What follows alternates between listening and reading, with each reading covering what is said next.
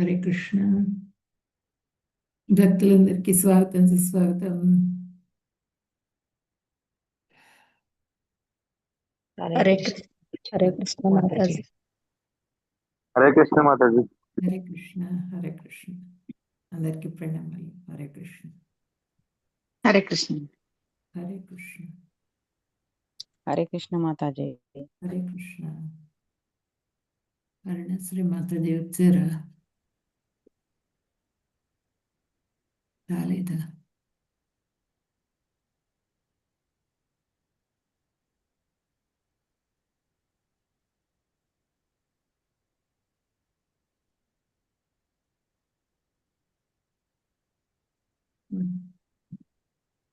One second అండి.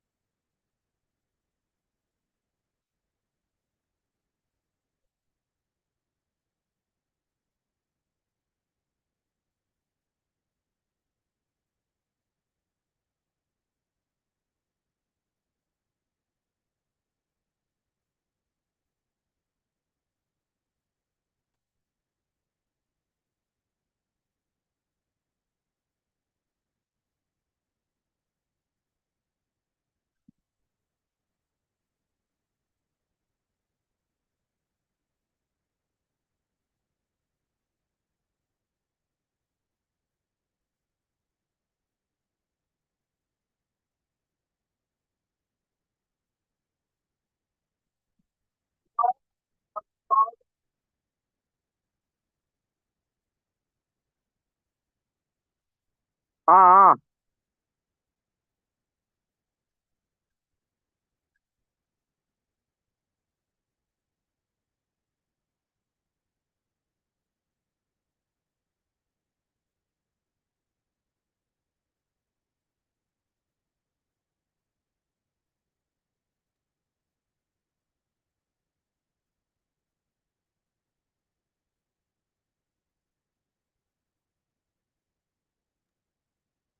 Mataji sound రావట్లేదు మాతాజీ.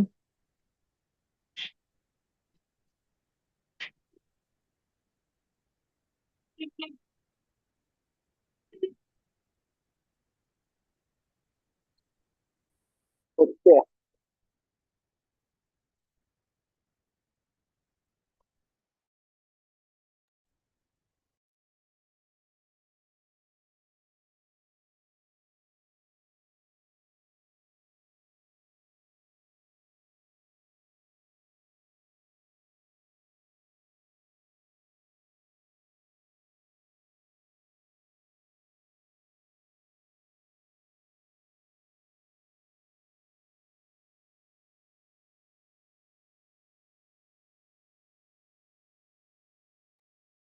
హరే కృష్ణ. ఈరోజు మనము 9వ అధ్యాయం చెప్పుకోబోతున్నాము. నిన్నటి అధ్యాయంలో ఏం చెప్పుకున్నాం మనము? నిన్న 8వ అధ్యాయంలో మనం భగవంతుడి ఐశ్వర్య జ్ఞానం గురించి చెప్పుకున్నాము. నిన్న కూడా మనం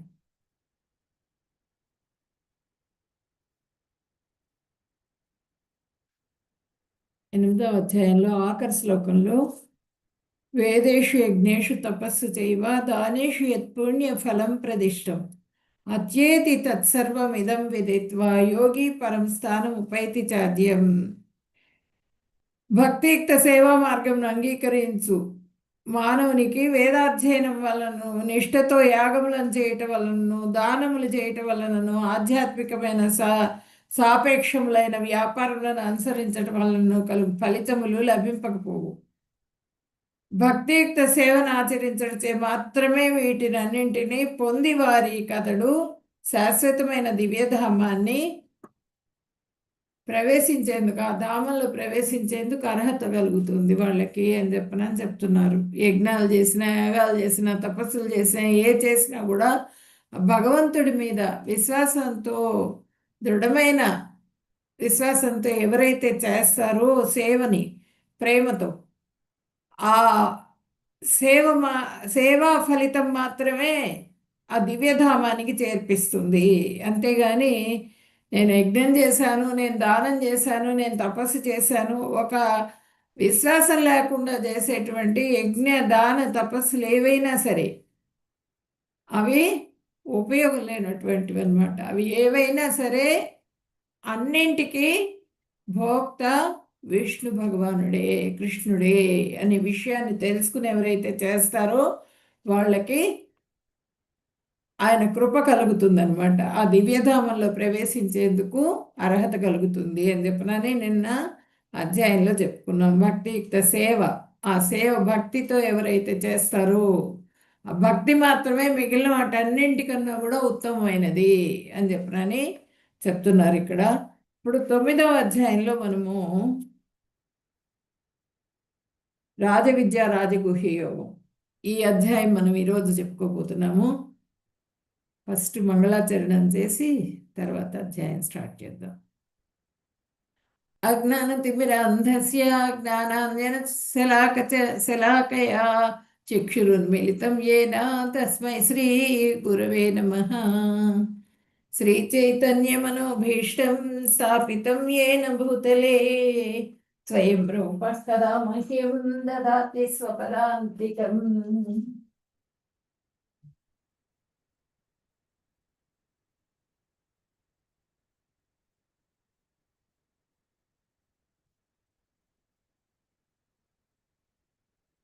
వందేహం శ్రీగురో శ్రీయుతపదకమలం శ్రీగురున్ వైష్ణవాంశ్చ శ్రీరూపం సాగ్రజాతం సహగణ రఘునాథాన్వితం తం సజీవం సాద్వైతం సావధూతం పరిజన సహితం కృష్ణ చైతన్య దేవం శ్రీ రాధాకృష్ణ పాదాన్ సాగణలలితా శ్రీ విశాఖాన్వితంశ్చ. హే కృష్ణ కరుణా సింధో దీనబంధో జగత్పతే గోపేశ గోపికా కాంత రాధాకాంత నమోస్తుతే. తప్త కాంచన గౌరాంగీ రాధే బృందావనేశ్వరి వృషభానుసుతే దేవి ప్రణమామి హరిప్రియే. వాంఛాకల్పతరుభ్యశ్చ కృపా సింధుభ్య ఏవ చ పతితానాం పావనేభ్యో వైష్ణవేభ్యో నమో నమః. నమో ఓం విష్ణుపదాయ కృష్ణప్రేష్ఠాయ భూతలే శ్రీమతే భక్తివేదాంత స్వామిన్యతి నామినే. నమస్తే సరస్వతి దేవి గౌరవాణి ప్రచారిణే నిర్విశేష శూన్యవాది పాశ్చాత్య దేశతారిణి. జయ శ్రీ కృష్ణ చైతన్య ప్రభు నిత్యానంద శ్రీ అద్వైత గదాధర శ్రీవాసాది గౌర భక్త బృంద. చైతన్య మహాప్రభువు, నిత్యానందుడు, అద్వైతాచార్యుడు, గదాధరుడు, ఇక్కడ శ్రీవాస పండితుడు. మొత్తం పంచతత్వ అంటారు దీన్ని. హరే కృష్ణ కృష్ణ కృష్ణ హరే హరే, హరే రామ రామ రామ హరే హరే. హరే కృష్ణ. చాలా చల్లగా ఉంది ఇక్కడ వాతావరణం.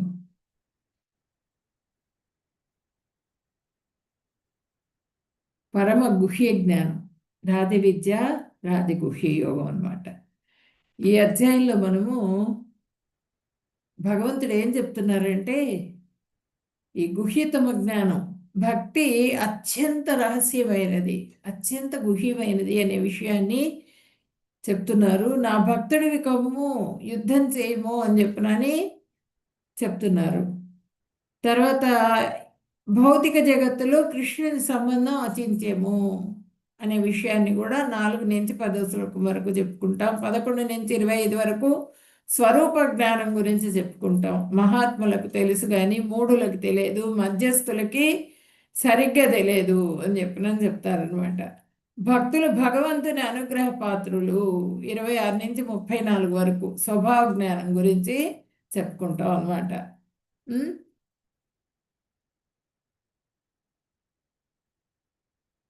ఆ భగవంతుడిని మహాత్ములైతే మనం చెప్పుకున్నాం నిన్నటి అధ్యాయంలో.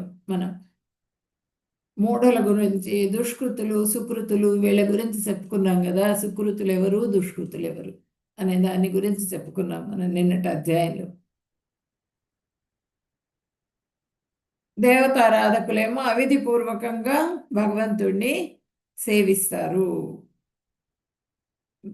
పద్ధతి ప్రకారంగా, అంటే పంచరాత్ర విధానం ద్వారా, నారదుడి పంచరాత్ర విధానం ద్వారా భక్తులు సేవిస్తారు, శుద్ధ భక్తులు. ఇక్కడ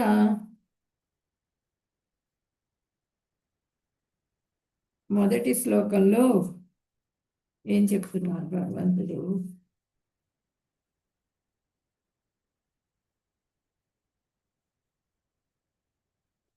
ఇది చాలా గుహ్యమైనటువంటి జ్ఞానము.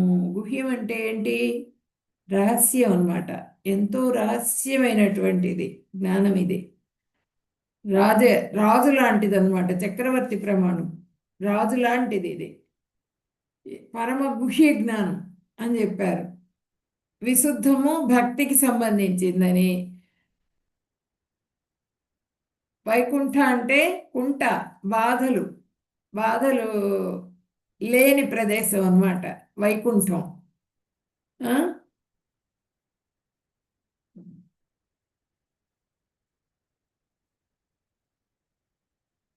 సాక్షాత్కారంతో కూడినటువంటి జ్ఞానం, అప్లైడ్ నాలెడ్జ్ అన్నమాట ఇది. ఇదేంటంటే ప్రభుపాదులు వారు చెప్తున్నారు, ఈ అధ్యాయానికి పరమ గుహ్య జ్ఞానం అని చెప్పారు. ఇది రాధి విద్య, రాధి గుహ్య యోగానికి పరమ గుహ్య యోగం, పరమ గుహ్య జ్ఞానం అని చెప్పినని ఆయన నామకరణం చేశారు ఈ అధ్యాయానికి. జన్మ మృత్యు జరా వ్యాధి దుఃఖ దోషాను దర్శనం ఆ బ్రహ్మ భవనాల్లోక పునరావృత్తినో అర్జున. పునరావర్తి, ఎక్కడికి వెళ్ళినా ఆ జన్మ, ఆ బ్రహ్మ భువనాల్లోక పునర్జన్మ నవిద్యతే. ఏ లోకానికి వెళ్ళినా 8.16లో మనం చెప్పుకున్నాం నిన్న, ఏ లోకంలోకి వెళ్ళినా సరే మళ్ళీ జన్మం తీసుకోవాల్సిందే అని చెప్పినని. ఇప్పుడు ఇక్కడ ఏం చెప్తున్నారు మనకి?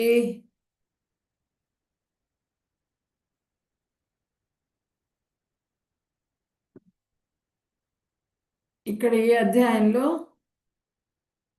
ఫస్ట్ శ్లోకాలు భగవంతుడు చెప్తున్నారు. ఇదంతు తే గుహ్యతమం ప్రవక్ష్యామ్యనసూయవే జ్ఞానం విజ్ఞాన సహితం యజ్ఞాత్వా మోక్షసే అశుభాత్. శ్రీ భగవానుడు పలికెను, అర్జున, నీవు నా పట్ల ఏనాడు అసూయపడవు కానందున, అసూయపరుడవు కానందున అత్యంత రహస్యమైన జ్ఞానాన్ని మరియు అనుభవపూర్వక జ్ఞానాన్ని నీకు నేను తెలియజేస్తున్నాను. అత్యంత రహస్యమైనటువంటి జ్ఞానం ఇది, అనుభవపూర్వకమైనటువంటి జ్ఞానం ఇది. ఈ జ్ఞానాన్ని నీకు తెలియజేస్తున్నాను. ఎందుకు? నువ్వు అసూయ లేనటువంటి వాడివి. అంటే ఎవరికైతే అసూయ అనేది అది చాలా చాలా చెడు లక్షణం అన్నమాట. అది ఉండకూడదు. అది ఉన్న వాళ్ళ దగ్గరికి భగవత్ ప్రాప్తి కలగదు వాళ్ళకి. భగవంతుడి కృప లభించదు వాళ్ళకి. అర్జునుడికి అసూయ లేదుట. అంటే అసూయ అనేది ఫస్ట్ స్టార్టింగ్స్లో కానీ ధృతరాష్ట్రుడిది చెప్పుకున్నాం మనం. అంటే ఏంటి? అసూయ లేకుండా ఉండాలి. ఎదుటివాడి మీద అసూయ ఉండకూడదు. ఆ అసూయ అనేది నేను చాలా గొప్పవాడిని అని, నేను మొత్తం సర్వలోక మహేశ్వరుణ్ణి అని తెలుసుకున్న తర్వాత నువ్వు అసూయతో కొలిచావనుకో, నాకన్నా గొప్పవాడు వీడు అని అసూయతో కొలిస్తే నువ్వు నా దగ్గరికి రాలేవు, కొలవలేవు, అసలు నన్ను చూడలేవు, నా జ్ఞానాన్ని గ్రహించలేవు. నువ్వే గొప్ప, నేనే గొప్పవాడిని అనుకుంటూ ఉంటావు. నేను చాలా గొప్పవాడిని, నేను చాలా తెలివిగలవాడిని, అందరికన్నా బలవంతుడిని, ఇట్లా అనుకున్నారు ఎవరు? కంసుడు, శిశుపాలుడు, జరాసంధుడు, హిరణ్యకశిపుడు, రావణాసురుడు, వీళ్ళందరూ కూడా. నువ్వు అటువంటి వాడివి కాదు. నువ్వు అసూయ లేనటువంటి వాడివి. నేనంటే ఏంటి అన్నది గుర్తించిన భగవంతుడు అంటే ఎవరు ఏంటి అని గుర్తించినటువంటి భక్తుడివి నువ్వు. కాబట్టి నీకు ఈ జ్ఞానాన్ని నేను తెలియజేస్తున్నాను. ఆ జ్ఞానాన్ని మరియు అనుభవపూర్వక విజ్ఞానాన్ని నేను నీకు తెలియజేస్తున్నాను. తెలుసుకున్న నువ్వు భౌతిక కష్టాల నుండి ముక్తిని పొందుతావు. భౌతికంగా కష్టం ఏంటి? అర్జునుడికి ఆ యుద్ధం చేయనంటున్నాడు. మోహం గమ్మేసింది, యుద్ధం చేయనంటున్నాడు. నా వాళ్ళు అంటున్నాడు అక్కడ. ఆ తాతగారు, ఆ గురువు గారు, నా వాళ్ళు, వాళ్ళందరూ కూడా, వాళ్ళందరినీ కూడా నేను చంపలేను, నా వల్ల కాదు అని చెప్పినని చెబుతున్నాడు అర్జునుడు. లేదు, నువ్వు అలా చేయడానికి వీలేదు. నీ ధర్మాన్ని నువ్వు నిర్వర్తించాల్సిందే. నువ్వు చేయాల్సిన కర్మ ఏంటి? క్షత్రియుడు కాబట్టి నీ ధర్మం ఏంటి? యుద్ధం చేయటం, శాంతి సుస్థాపన. ఎవరైతే దుష్టులు ఉన్నారో వాళ్ళందరినీ నువ్వు శిక్షించాల్సిందే. కాబట్టి నువ్వు యుద్ధం చెయ్యి అని చెప్పనని ఇక్కడ. అటువంటి వాడివి నువ్వు, అంత గొప్పవాడివి నువ్వు. కాబట్టి అసూయ లేదు నీకు. నువ్వు అంత గొప్పవాడివి కాబట్టి నీకు గుహ్య జ్ఞానాన్ని తెలియజేస్తున్నాను నేనని చెప్పనని చెప్తున్నారు ఇక్కడ. రాజవిద్య, రాజగుహ్యం, నిరంతరం భగవంతుని సేవే, వేరే ఏది కోరుకోకుండా ఉండటం అనమాట. పూర్తిగా సరెండర్ అయిపోయాడు అర్జునుడు. వేరే ఏది కోరుకోకుండా సరెండర్ అయిపోవాలి. అట్లా సరెండర్ అయిపోయిన వాళ్ళకి మాత్రమే భగవంతుడిని గుర్తించగలుగుతారు. లేని వాళ్ళెవరు కూడా గుర్తించలేరు. అసూయాపరులు, నేనే గొప్పవాడిని, నేనే తెలియగలవాడిని అనుకునే వాళ్ళెవ్వరు కూడా నేను అని ఎవరైతే అనుకుంటారో వాళ్ళకెవరికి కూడా భగవంతుడి కృప లభించదు.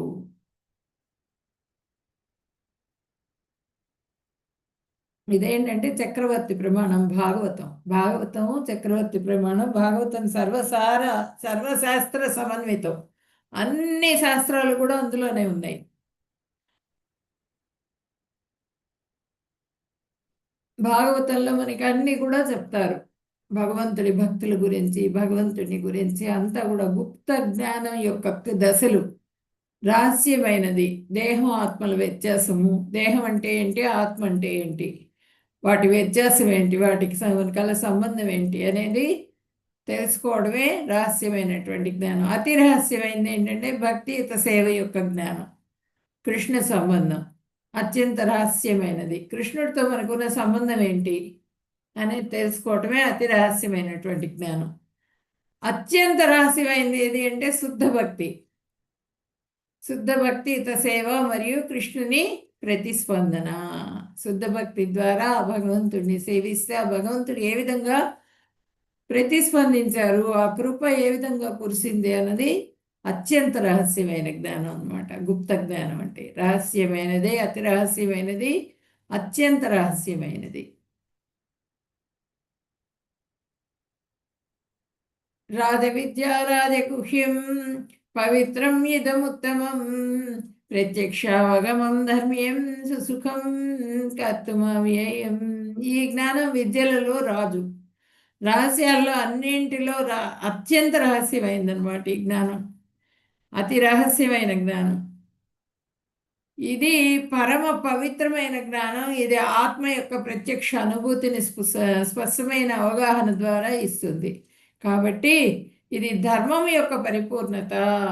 ఇది నిత్యమైనది మరియు సంతోషంగా నిర్వహింపదగినది.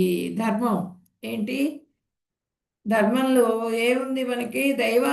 దైవీ వర్ణాశ్రమం. ఆ దైవీ వర్ణాశ్రమం ద్వారా జీవించాలన్నమాట. దైవీ వర్ణాశ్రమం అంటే వర్ణం ప్రకారంగా బ్రాహ్మణుడు, క్షత్రియుడు, వైశ్యుడు, శూద్రుడు వాళ్ళు చేయాల్సిన కర్మల్ని వాళ్ళు చేయాలి.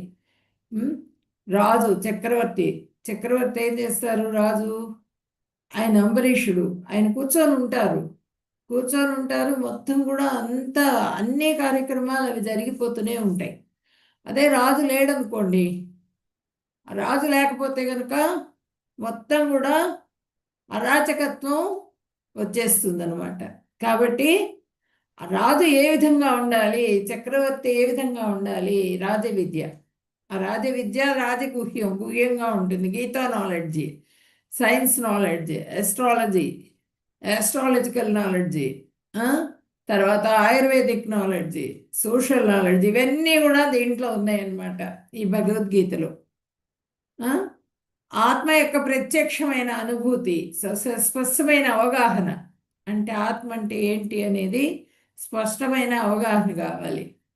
ఇది ధర్మం యొక్క పరిపూర్ణత అని చెప్పినని మనకి ఇక్కడ చెబుతున్నారు. ఈ అధ్యాయంలో మోక్షాన్ని గురించి కూడా చెప్తారు. గుహ్య జ్ఞానం, నిష్కామ కర్మయోగం, జ్ఞానయోగం, గుహ్య జ్ఞానం. 7, 8 అధ్యాయాల్లో మనము జ్ఞానం ప్రధానీభూత భక్తి గురించి అది చెప్పుకున్నాం. దానిలోకి వస్తాయి అనమాట 7, 8 అధ్యాయాలు మనకి. ఈ అధ్యాయంలో జ్ఞానం అంటే ఏంటంటే శుద్ధ భక్తి. జ్ఞానము, శుద్ధ భక్తి రెండు కూడా వేరు కాదనమాట, రెండు ఒకటే. శుద్ధ భక్తి, జ్ఞానం రెండు కూడా ఒకటే, రెండు వేరు కాదు. ఒకదానికొకటి వేరు కాదు. భగవద్గీత ప్రయోజనం ఏంటంటే గుహ్యతమ జ్ఞానం గురించి తెలుసుకోవటమే. ఏది రహస్యమైన జ్ఞానం అంటే ఏంటి అనే దాని గురించి తెలుసుకోవటమే భగవద్గీత యొక్క. అది విన్నందువల్ల మనకి ఏం తెలిసింది అన్నది అదే రహస్యం. ఆ రహస్యాన్ని తెలుసుకోవడమే భగవద్గీత వినటంలో ఉన్నటువంటి జ్ఞానం అన్నమాట. శుద్ధ భక్తి చెప్పబడింది ఇందులో. 9, 10 అధ్యాయాల్లో మనకి శుద్ధ భక్తి చెప్పబడింది. ఈ శుద్ధ భక్తి అనేది చాలా రహస్యంగా ఉంటుంది. ఆ రహస్యమైన జ్ఞానాన్ని గురువు ద్వారా వినాలి మనం. ఒక ప్రామాణికమైన గురువు ద్వారా వినాలి, పరంపరలో వచ్చినటువంటి వారి ద్వారా. అంతేగాని వ్యాపార ధోరణిలో చెప్పే చాలా భగవద్గీతలు వచ్చినాయి మనకి, కానీ ఏవి కూడా ఇంత ప్రాచుర్యం పొందల. ఈ భగవద్గీత అంతా ప్రభుపాదుల వారు భాష్యాలు రాసిన భగవద్గీత అంత ప్రాచుర్యాన్ని పొందల. యథాతథం, భగవద్గీత యథాతథం, ఉన్నది ఉన్నట్లుగా ఆ శ్లోకానికి అర్థాన్ని ఆయన భాష్యాల రూపంలో రాశారనమాట. మనకి ఇట్లా అందించారు. అరటిపండు ఒలిచి తొక్క ఒలిచి అందించినట్లుగా మనకి రెడీగా పెట్టారు తినడానికి ఆ భాష్యాల రూపంలో. అది స్వీకరించేది ఆ గురువుల కృప ద్వారా, అహైతుక కృప ద్వారా మనము దాన్ని పొందగలుగుతాం. అవగాహన ద్వారా వస్తుందన్నమాట. ఈ అంటే భగవద్గీత అంటే ఏంటి? ప్రత్యక్ష అనుభూతిని ఇస్తుంది. మనం దాన్ని అనుభవిస్తాం, ఆనందిస్తాం అన్నమాట. ఆ ఒక్కొక్క శ్లోకానికి అర్థం తెలుసుకోవటం ద్వారా మనకి ఆనందం లభిస్తూ ఉంటుంది. ఆ పరిపూర్ణతని పొందుతాం మనం. ఆ ధర్మం యొక్క పరిపూర్ణతని తెలుసుకోగలుగుతాం. ఇది నిత్యమైనది మరియు సంతోషంగా ఎప్పటికీ ఉండే జ్ఞానం ఇది. ఈ జ్ఞానం ఏంటంటే దీనికి తిరుగులేదు. ఎప్పుడు ఈ భగవద్గీత జ్ఞానం అనేది రహస్యమైన గుహ్య జ్ఞానం అన్నది, భగవంతుడిది భక్తి అనేది శాశ్వతం అన్నమాట. భగవంతుడు కూడా నిత్యుడు. అలాగే భగవంతుడి జ్ఞానం కూడా, భగవంతుడి గురించి తెలుసుకోవటం అన్నది కూడా నిత్యం, అశాశ్వతం కాదు, శాశ్వతమైనది.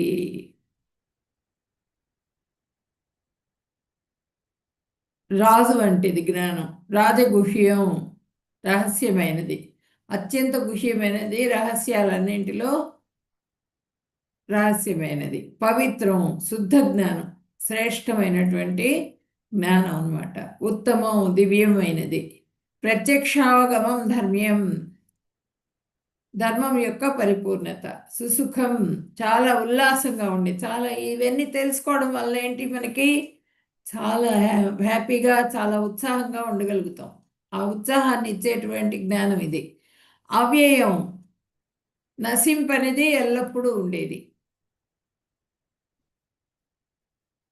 అశ్రద్ధ దాన పురుష ధర్మస్య పరంతప అప్రాప్య మాం నివర్తంతే మృత్యు సంసారవత్మని. ఈ జ్ఞానాన్ని అర్థం చేసుకోవడానికి ఉండవలసిన 2 అర్హతలు ఏంటి? శ్రద్ధ, విశ్వాసం. అనసూయవే, అసూయ లేకుండా ఉండటం, అసూయ లేకుండా ఉండాలి, శ్రద్ధ కలిగి ఉండాలి. శ్రద్ధ అంటే ఏంటి? విశ్వాసం. ఆ జ్ఞానం మీద, ఆ జ్ఞానం తెలుసుకున్న తర్వాత ఆ జ్ఞానం మీద విశ్వాసం అన్నమాట. శాస్త్రాలపై విశ్వాసం శ్రద్ధ అంటే. ఓ శత్రువులను జయించేవాడా అర్జున, ఈ ధర్మము యందు, శ్లోక చదివానా? అశ్రద్ధ దాన పురుష ధర్మస్య పరంతప అప్రాప్య మాం నివర్తంతే మృత్యు సంసారవత్మని. ఓ శత్రువులను జయించేవాడా అర్జున, ఈ ధర్మము యందు విశ్వాసం లేని జనులు నన్ను పొందజాలరు. అందువలన వారు పదే పదే జనన మరణ చక్రంలో ఈ లోకానికి తిరిగి వస్తూ పోతూ ఉంటారు. ఈ ధర్మం, శ్రద్ధ, అశ్రద్ధ దాన పురుష అంటే, అశ్రద్ధ దాన అంటే ఏంటి?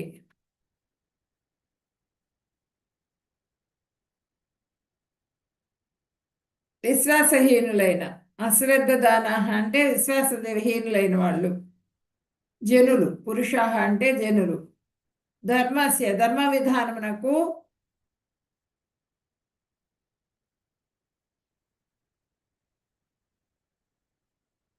అన్యై పరివర్తన, శత్రువులను సంహరించేవాడు, అప్రాప్య పొందక, మాం నన్ను, నివర్తంతే తిరిగి వత్తురు. మళ్ళీ ఆ భగవంతుడిని ఎవరైతే విశ్వాసంతో సేవించరో వాళ్ళు మళ్ళీ మళ్ళీ తిరిగి ఈ లోకానికి మృత్యు సంసారవత్మని అంటే జన్మ మృత్యు జరా వ్యాధితో కూడినటువంటి ఈ సంసారంలోకి, మరణ చక్రంలోనికి చిక్కుకొని మళ్ళీ మళ్ళీ వాళ్ళు జన్మలు తీసుకుంటూ ఉంటారు. శ్రద్ధ, శాస్త్రాలపై విశ్వాసం అన్నమాట. శాస్త్రాలపై విశ్వాసం, భగవానునిగా నమ్మి శరణాగతి చెందటం అన్నమాట. శాస్త్రాలపై విశ్వాసం అంటే ఏంటి? భగవంతుడిని నమ్మాలి, దృఢమైన విశ్వాసం కలిగి ఉండాలి, కలిగి ఉండి ఆ భగవంతుడికి పూర్తిగా సరెండర్ అవ్వాలి, పూర్ణ విశ్వాసం కలిగి ఉండటం. ఇదే శ్రద్ధ అన్నమాట. శాస్త్రాల సారం, శాస్త్రాలపై శ్రద్ధ, విశ్వాసం ఉంటే కనిపిస్తుంది.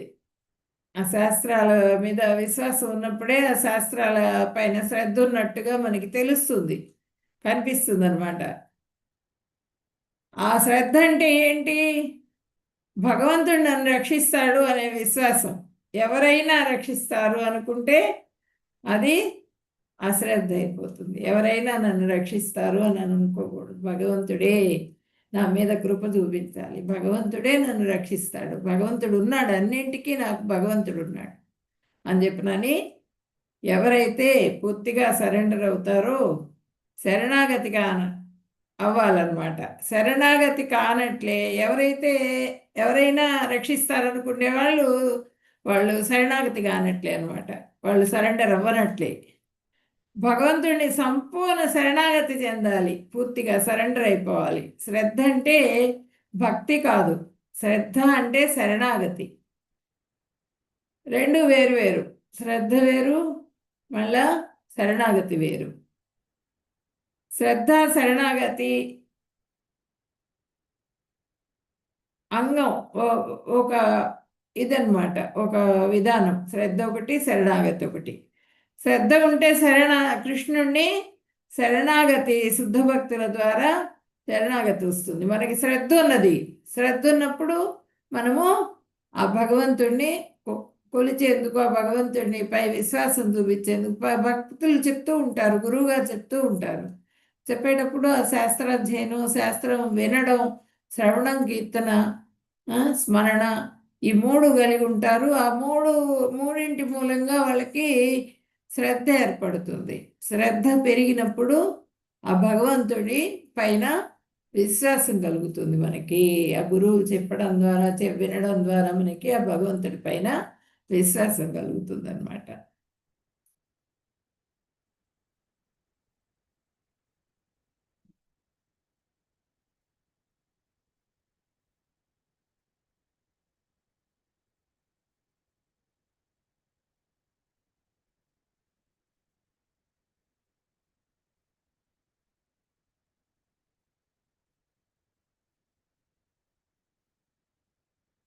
If we are not serious in school, we remain in the class. ఒక స్కూల్కి వెళ్ళాం, మనం చదువుకుంటున్నాం. చదువుకునేటప్పుడు దాని మీద శ్రద్ధ లేదనుకోండి, ఫెయిల్ అయిపోతాం. ఫెయిల్ అయిపోయి మళ్ళీ అదే క్లాస్లో మళ్ళీ మళ్ళీ మళ్ళీ మళ్ళీ అక్కడే ఉండిపోతాం. అట్లాగే if we are not serious in devotion, we remain in the same cycle of birth and death. మనకి దీంట్లో కనుక మనకి సీరియస్నెస్ లేదనుకోండి, ఈ భక్తి చేయటంలో, డివోషనల్ సర్వీస్లో మనకి సీరియస్నెస్ లేకపోతే ఈ బర్త్ అండ్ డెత్ సైకిల్లో ఈ జైంట్ వీల్ ఎక్కుతుంటాం, దిగుతుంటాం, మళ్ళీ ఎక్కుతుంటాం, దిగుతుంటాం, చనిపోతాం, మళ్ళీ పుడుతూ ఉంటాం. చావు పుట్టుకలు జరుగుతూనే ఉంటాయి నిరంతరం.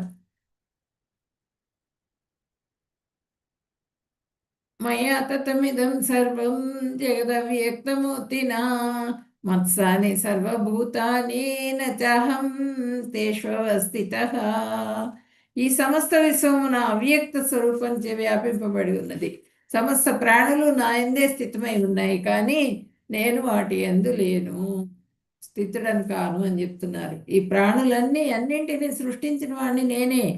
ఆ గర్భోదక సాయి విష్ణువు గర్భం నుంచి, ఆ గర్భంలో ఒక పిండంలాగా ఉండి, ఆ పిండంలో నుంచి మొత్తం కూడా ఆ జీవులందరూ కూడా ఆ తామర తోడులో నుంచి తీసుకున్న బ్రహ్మదేవుడు ఆ విరాట్ స్వరూపంలోకి వస్తారనమాట. ఆ విరాట్ స్వరూపం ఏంటి? తామర తోడులో ఉంటుంది. ఆ తామర తోడు చివరిలో ఉంటుంది, ఆ పద్మం కింద. ఆ విరాట్ స్వరూపంలో ఉన్నటువంటి అండాలన్నింటినీ కూడా తీసుకొని ఆయన బ్రహ్మదేవుడు సృష్టి చేస్తారనమాట. ఆ సృష్టి ఏంటంటే, ఏ దేహానికి వాళ్ళ కర్మలను అనుసరించి వాళ్ళకి అటువంటి దేహాన్ని ప్రాప్తింపజేస్తారు ఈయన ఎవరంటే బ్రహ్మదేవుడు.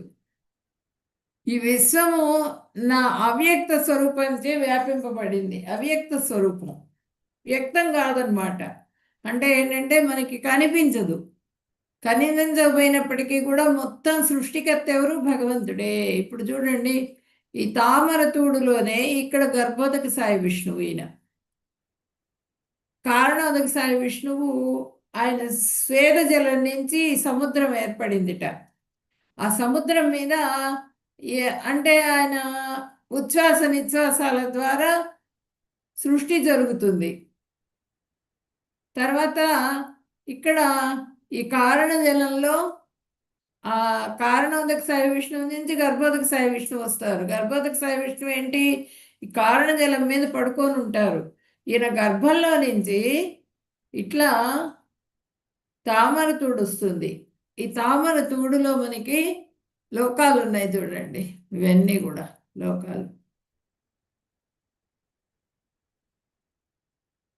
లోకాలన్నీ కూడా వస్తాయి. ఇవేంటంటే భువర్లోక, సువర్లోక. అంటే సువర్లోకం అంటే స్వర్గలోకం, మహాలోక, జనలోక, తపోలోక, సత్యలోక. ఇవన్నీ కూడా లోకాలు, అప్పర్ ప్లానెట్స్ ఇవన్నీ కూడా. తర్వాత లోయర్ ఏంటంటే ఈ భూమి మధ్యలో భూమి ఉంటుంది, అర్త్ ఉంటుంది అనమాట. ఈ పైన ఈ స్వర్గలోకం నుంచి మొత్తం అన్నీ కూడా ఆ జీవరాశులతో నిండి ఉంటుంది. అందరూ జీవులు ఉంటారు. స్వర్గలోకం నుంచి ఒక్కొక్క లోకంలో ఒక్కొక్కళ్ళకి సంబంధించిన జీవులు ఉంటారు అనమాట. మనం కూడా మనం చేసుకున్న పుణ్యాన్ని బట్టి, మనం చేసుకున్న కర్మల్ని, మనం ఆరాధించిన దాన్ని బట్టి మనము ఆ లోకాలకు వెళ్తూ ఉంటాం. ఇప్పుడు తర్వాత ఇక్కడ భూలోకం ఇది. ఈ భూలోకం తర్వాత ఇవన్నీ కూడా ఈ తామరతూడులోనే ఉన్నాయి. ఈ 14 లోకాలు కూడా ఇక్కడ అతల, వితల, సుతల, తలాతల, మహాతల, రసాతల, పాతాళ, మొత్తం 7 లోకాలు. ఈ 7 లోకాలు కూడా లోయర్ ప్లానెట్స్, చీకటి లోకాలు అనమాట. ఇవన్నీ కూడా చీకటిగా ఉంటాయి. ఇక్కడ బ్రహ్మగారు, ఈయన అన్ని లోకాలకి పైన బ్రహ్మగారు ఉంటారు, సత్యలోకం. ఈ బ్రహ్మగారు ఏం చేస్తారు? సృష్టి చేస్తారు. అంటే భగవంతుడి ఆదేశం మీద సృష్టి చేయటం మొదలు పెడతారు. జీవులన్నింటికీ కూడా వాటి దేహాలను ప్రాప్తింపజేసి సృష్టి చేస్తారు. అంత మాత్రాన బ్రహ్మగారు తండ్రి కాదు. తండ్రి ఎవరు అంటే విష్ణుమూర్తి, కృష్ణ భగవానుడే. కృష్ణుడి నుంచి వచ్చినాయి అన్నమాట ఈ రూపాలు. ఏంటంటే కారణోదక సాయి, గర్భోదక సాయి, క్షీరోదక సాయి. క్షీరోదక సాయి అంటే ఈ సృష్టి చేసిన తర్వాత ప్రతి జీవిలో హృదయంలో కూడా ఆయన క్షీరోదక సాయి రూపంలో ఆయన హృదయంలో ఉంటారనమాట. ఉండి సాక్షిభూతుడుగా ఉంటారు. వాళ్ళు చేసే కర్మలకి ఆ భగవంతుడు సాక్షిగా ఉంటారు, చూస్తూ ఉంటారనమాట, ఏమేం చేస్తున్నారు వీళ్ళు అన్నది. ఇవన్నీ హయ్యర్ ప్లానెట్స్, ఇవన్నీ లోయర్ ప్లానెట్స్. ఇది మిడిల్ ప్లానెట్ ఏదంటే మనం ఉన్నది ఈ భూలోకం. ఈ భూలోకంలో ఉండి మనము ఆ మానవ జన్మ తీసుకున్న తర్వాత మనం అన్ని తప్పులు చేసామనుకోండి, ఇక్కడికి వెళ్ళిపోతాం, మళ్ళీ డౌన్ అయిపోతాం, ఈ చీకటి లోకాల్లో పడిపోతాం. లేదు కొంచెం భక్తి చేసుకున్నాం, కొంచెం పుణ్యం చేసాం, ఏదో అన్య దేవతారాధన అది ఇది ఏవో చేస్తే ఆ దేవతలకు సంబంధించిన లోకాలకి, స్వర్గలోకంలోకి, అట్లా ఆ లోకాల్లోకి వెళ్ళి మళ్ళీ జన్మ తీసుకుంటారనమాట వాళ్ళు. మళ్ళీ అక్కడ పుణ్యం అయిపోగానే మళ్ళీ భూలోకంలోకి నెట్టబడతారు. ఇప్పుడు ఎట్లా అయితే వీసా అవన్నీ తీసుకొని మనము అర్హతలను పొంది వేరే కంట్రీకి వెళ్తాం, వెళ్ళినప్పుడు ఇన్ని రోజులు వీళ్ళు ఉండొచ్చు అని చెప్పినని వాళ్ళు మనకి ఇస్తారనమాట పర్మిషన్. అన్ని రోజులే ఉండాలి అక్కడ. అక్కడి నుంచి మళ్ళీ నెట్టివేయబడతాం మనం. పోండి మీ కంట్రీకి మీరు పోండి అని నెట్టేస్తారు. అట్లాగే ఇక్కడ ఏంటంటే ఈ స్వర్గలోకం కానీ ఏ లోకానికి వెళ్ళినా సరే మళ్ళీ జన్మించాల్సిందే. ఈ లోకాల్లో ఉన్న జీవులందరికీ కూడా మళ్ళీ జన్మ అనేది ఉంటుంది వాళ్ళకి.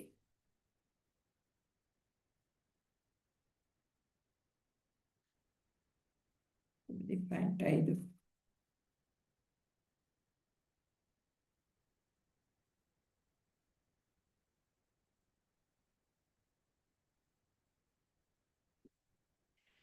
నచమస్తాని భూతాని పశ్య మే యోగమైశ్వరం భూతభృన్న చ భూతస్థో మమాత్మా భూత భావన.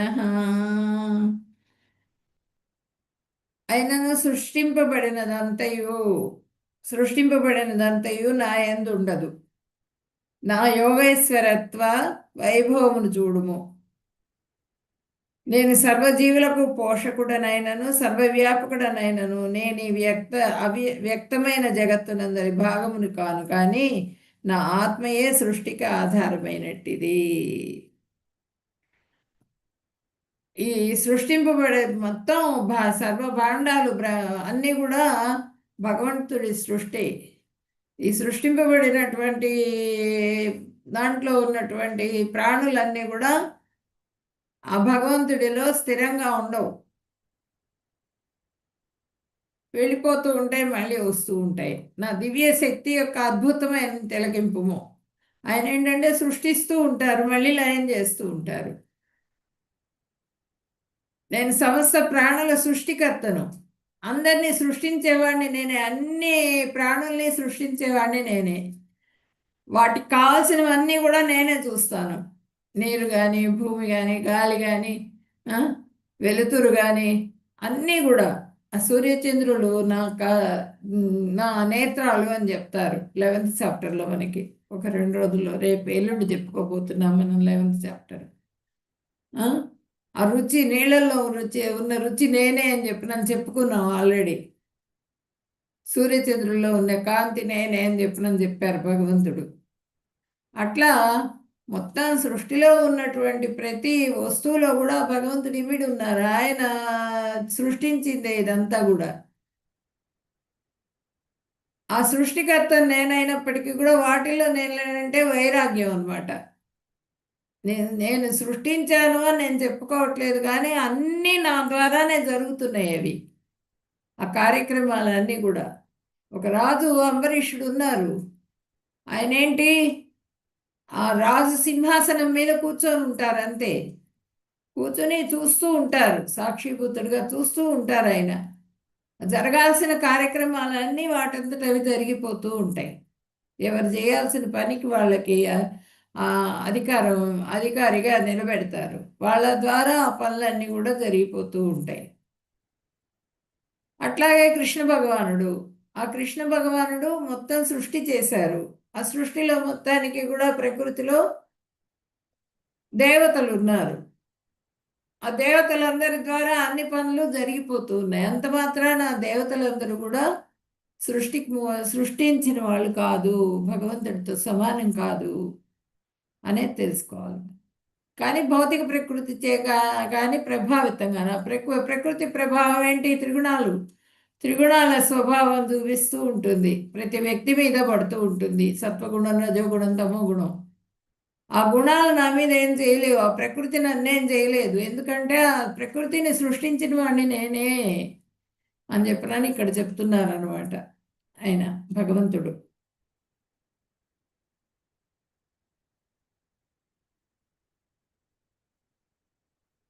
శ్లోకం 10లో కూడా అదే చెప్తారు ఇక్కడ.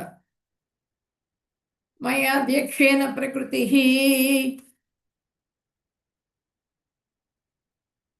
సూయతే సచరాచరం హేతునానేన కౌంతేయ జగద్విపరివర్తతే. భగవంతుడి అంతరంగ శక్తి దేవతలు వస్తారు, బహిరంగ శక్తి ఏమో ప్రకృతి, తటస్థ శక్తి ఏమో జీవులు. ఇది మొత్తం కూడా 3 రకాల శక్తులు భగవంతుడివి: అంతరంగ శక్తి, బహిరంగ శక్తి, తటస్థ శక్తి.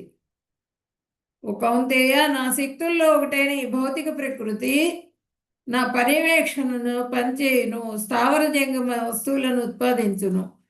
కానీ దాని నియమమును అనుసరించి ఈ వ్యక్తమగు ప్రపంచము తిరిగి తిరిగి సృష్టింపబడుతున్నది, సృజింపబడుతోందనమాట. మళ్ళీ మళ్ళీ వస్తున్నది, వెళ్ళిపోతున్నది. అంటే సృష్టి జరుగుతున్నది, మళ్ళీ లయం అయిపోతున్నది. కుంతి కుమారుడా, నా శక్తుల్లో ఒకటైన ఈ ప్రకృతి నా దర్శకత్వంలోనే పనిచేస్తున్నది. అంటే ఏంటి, ఈ ప్రకృతిని నేనే సృష్టిస్తున్నాను, కానీ నాకు ఎటువంటి ఆసక్తి కూడా లేదు దాని మీద. అనుభవించాలి, వెళ్ళాలి అనేటువంటి ఆసక్తి నాకు ఎటువంటిది లేదు. అనేక బ్రహ్మాండాలు మొత్తం కూడా, ఏవి ఆధ్యాత్మిక లోకాలు, భౌతిక లోకాలు అన్నీ కూడా ఆవుగింజలు ఇట్లా ప్లేట్లో పోస్తే ఎట్లా అయితే ఉంటాయో అన్ని లోకాల సృష్టి జరుగుతోంది. ఆ ఉచ్ఛ్వాస నిశ్వాసాల ద్వారా ఆ బ్రహ్మాండాలన్నీ కూడా ఏర్పడుతున్నాయి. కారణోదక సాయి విష్ణువు ఉచ్ఛ్వాస నిశ్వాసాల ద్వారా ఆ బ్రహ్మాండాల అన్నింటిలో కూడా సర్వవ్యాపకుడు అనమాట భగవంతుడు పూర్తిగా వ్యాపించున్నారు. ఆ సృష్టి చేస్తున్నప్పటికీ కూడా వాటి మీద ఆసక్తి నాకు లేదని చెప్తున్నారు. నా దర్శకత్వంలోనే పనిచేస్తున్నాయి అవన్నీ కూడా. చరాచర జీవులన్నీ కూడా ఉత్పత్తి అవుతూ ఉన్నాయి. దాని పాలనలో ఈ జగత్తు మళ్ళీ మళ్ళీ అంటే ఆ ప్రకృతి అంతా ఏర్పడిన తర్వాత ఆ పాలన జరుగుతూ ఉంటుంది. పాలన ఎట్లా జరుగుతుంది? ఒక రాజు చక్రవర్తి ఏ విధంగా అయితే ఉంటారో ఆ చక్రవర్తి అయినప్పటికీ కూడా ఆయన ప్రకృతిలో అన్ని పనులు అవే జరిగిపోతూ ఉంటాయి. ఆ ప్రకృతి అంటే ఏంటంటే అక్కడ రాజుగా ఉండినప్పటికీ కూడా సేనాపతులు, సైన్యము, దుర్గము, మంత్రులు, ఆ, సామంతులు వీళ్ళందరూ ఉంటారు కదా, కోశాధిపతులు వాళ్ళందరూ కూడా దానికి సంబంధించిన పనులన్నీ కూడా వాళ్ళు చేస్తూనే ఉంటారు. దానికి ఒక్కొక్కళ్ళు ఒక్కొక్క దానికి నియుక్తులు అవుతారు. అన్ని పనులు జరిగిపోతూ ఉంటాయి. ఆయన ఏంటంటే చూస్తూ ఉంటారు. అంబరీషుడు చక్రవర్తి రాజు ఏంటంటే అన్నీ చూసుకుంటూ ఉంటారు. ఆయన చేయరు, కానీ దాని కింద పనులు చేసేదానికి వాళ్ళందరూ ఉంటారు. వాళ్ళందరూ కూడా చేస్తారు. ఆటోమేటిక్గా ఆ పని సృష్టి కార్యం జరిగిపోతూ ఉంటుంది. అట్లాగే భగవంతుడు ఆ ప్రకృతికి సంబంధించిన కార్యం అంతా జరిగిపోతూ ఉంటుంది. అంబరీష్ చక్రవర్తి ఎలా అయితే కూర్చుంటే ఆ ప్రకృతికి సంబంధించిన కార్యక్రమాలన్నీ కూడా జరిగిపోతూ ఉన్నాయో అదేవిధంగా ఈ సృష్టికర్త అయినటువంటి భగవంతుడు మొత్తం అన్ని లోకాలు సృష్టించినప్పటికీ కూడా ఆ సృష్టికి సంబంధించిన కార్యక్రమాలన్నీ కూడా వాటంతట అవే జరిగిపోతూ ఉంటాయి. భగవంతుడి శక్తి వాటి అన్నింటిలో కూడా ఆ సర్వం కూడా వ్యాపించి ఉంటుంది అనమాట భగవంతుడి శక్తి. ఏంటంటే ఇక్కడ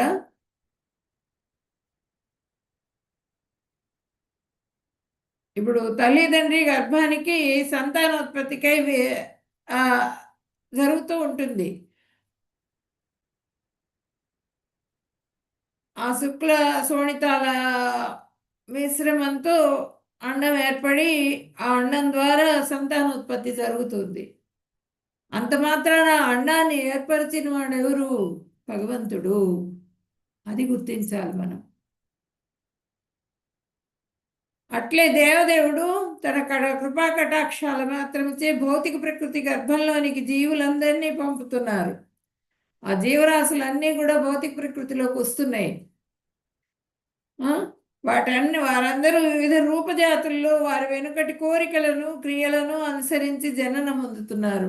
వాళ్ళ కోరికలు ఉంటాయి. చనిపోయేటప్పుడు వాళ్ళు ఏదో మనసులోకి వస్తుంది, అది తలుచుకుంటారు. తలుచుకోగానే కోరికలు, తర్వాత వాళ్ళ కామ్యకర్మలను అనుసరించి వాళ్ళ దేహాలు అనేవి ఏర్పడుతూ ఉంటాయి. భగవంతుడు భౌతిక సృష్టితో ప్రత్యక్ష సంబంధం కలిగి ఉండును. భౌతిక ప్రకృతితో సంబంధం కలిగి ఉంటుంది, కానీ దాంట్లో కార్యక్రమాలన్నీ చేసేవాళ్ళు జరిగిపోతూ ఉంటాయి. దాని కార్యక్రమాలన్నీ ఆటోమేటిక్గా జరగటానికి దానికి తగ్గ వ్యవస్థ ఉంటుందన్నమాట. ఆ వ్యవస్థను ఏర్పరిచిన వాళ్ళు ఎవరు అంటే భగవంతుడే, సర్వలోక మహేశ్వరుడు.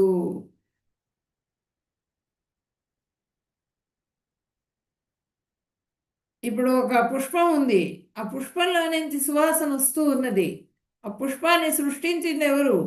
దాంట్లో ఆ సువాసనని వచ్చేట్లుగా చేసింది ఎవరు? భగవంతుడు. భగవంతుడి సృష్టి అది.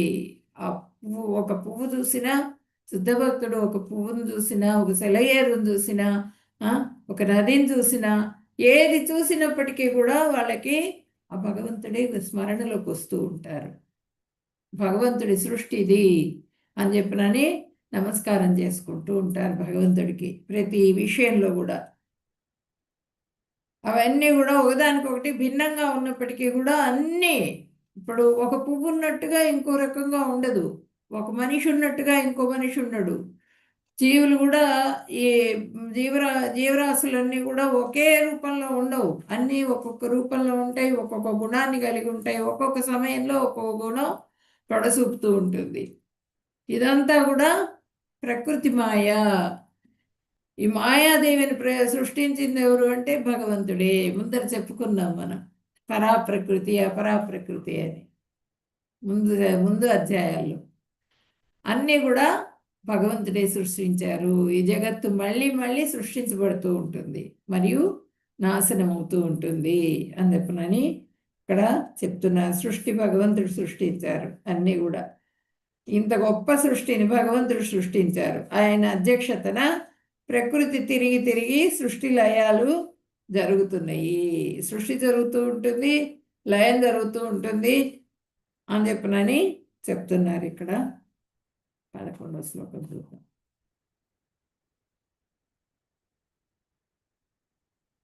ఇక్కడ చూడండి, ప్రకృతి మాత అన్నమాట ఈమె.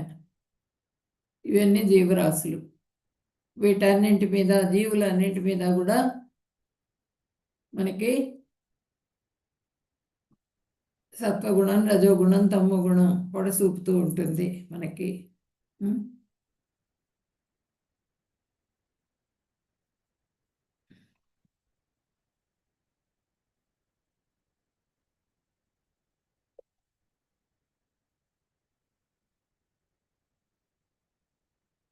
అవజానంతి మూఢా మానుషీం తనుమాశ్రితం పరం భావమజానంతో మమ భూత మహేశ్వరం. నేను మనుష్య రూపంలో అవతరించినప్పుడు మూఢులు నన్ను గుర్తించలేకున్నారు. భూతములకు మహేశ్వరుడైన నా వ్యక్తిత్వం యొక్క దివ్యత్వం వారికి తెలియదు. అది ఏంటంటే ఇక్కడ 11వ శ్లోకంలో ఏం చెప్తున్నారు? అవజానంతి మామూఢ అంటే ఇక్కడ మానవ శరీరం తయారు చేసింది భగవంతుడు. శరీరంలో ఉన్నటువంటి ఇంద్రియాలన్నీ కూడా ఏవేవి ఎట్లా పనిచేయాలి, ఏ ఏ ఇంద్రియం ఎక్కడ ఉండాలి, లోపల ఉన్నటువంటి పార్ట్స్ అన్నీ కూడా, హార్ట్, మళ్ళా హృదయం, మళ్ళా కిడ్నీస్, తర్వాత లివరు, ఇవన్నీ కూడా అవి ఆ విధంగా ఉండాలి, అవి ఆ పని చేయాలి, అవి ఈ విధంగా పని చేయాలి, ఈ విధంగా దాని పని ఇన్ని నిమిషాలు, హార్ట్ బీట్ ఈ విధంగా ఉండాలి, ఉచ్ఛ్వాస నిశ్వాసాలు ఇట్లా ముక్కు ద్వారా ఉచ్ఛ్వాస నిశ్వాసాలు జరగాలి. ఇవన్నీ కూడా ఏర్పాటు చేసింది ఎవరు? ఈ రూపాన్ని ఏర్పాటు చేసింది ఎవరు? భగవంతుడు. ఆయన భగవంతుడి ప్రేరణతోనే ఈ రూపం అనేది మనకి లభించిందనమాట. సర్వ బ్రహ్మాండాలు సృష్టించిన కారణోదక సాయి కన్నా కూడా గొప్పవాడు ఎవరు అంటే భగవంతుడు. ఆ కారణోదక సాయి ఏంటంటే మనకి కారణోదక సాయి ఉచ్ఛ్వాస నిశ్వాసాల ద్వారా బ్రహ్మాండాలు ఏర్పడుతున్నప్పటికీ కూడా ఆ కారణోదక సాయి ఎక్కడి నుంచి వచ్చారు? కృష్ణ భగవాను నుంచి వచ్చారు. ఆ 3 రూపాలు, కారణోదక సాయి, గర్భోదక సాయి, క్షీరోదక సాయి. కాబట్టి ఆ కారణోదక సాయి నుంచి బ్రహ్మాండాలు ఏర్పడుతున్నప్పటికీ కూడా ఆ బ్రహ్మాండాలు ఏర్పడే కారణోదక సాయిని సృష్టించిన వాళ్ళు ఎవరు? కృష్ణ భగవానుడు. ఆయన నుంచి వచ్చినటువంటి రూపం అన్నమాట. కాబట్టి ఆయన కన్నా కూడా ఆ కృష్ణ భగవానుడు గొప్పవాడు అని చెప్పనని ఇక్కడ చెప్తున్నారు. ఈశ్వర పరమ కృష్ణ సచ్చిదానంద విగ్రహ అనాదిరాదిర్గోవింద సర్వకారణ కారణం. అన్ని కారణాలకి కూడా భగవంతుడే కారణం. బ్రహ్మ సంహితలో బ్రహ్మగారు చెప్పారు ఈ శ్లోకాన్ని. మనకి బ్రహ్మ సంహిత శ్లోకాలు ఉన్నాయి, వాటితోనే మనకి శ్రీ విగ్రహాలకి అభిషేకం జరుగుతుందన్నమాట.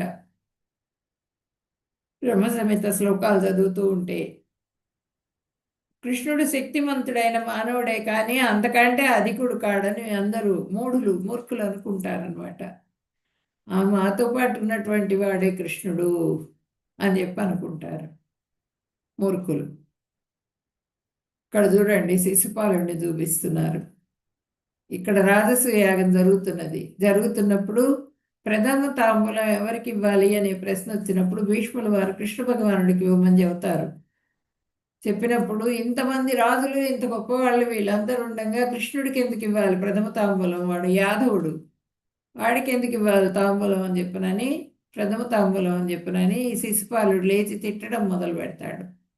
తిట్టడం మొదలు పెట్టంగానే సుదర్శన చక్రం వచ్చేసేసి ఆయన్ని సంహరించేస్తుంది అనమాట ఆ శిశుపాలుడిని. అంటే 100 తప్పుల వరకు నేనేమి చెయ్యను శిశుపాలుడిని అని చెప్పనని ఆయన మాట ఇస్తారనమాట ఆయన తల్లికి, ఆ శిశుపాలుడి తల్లికి.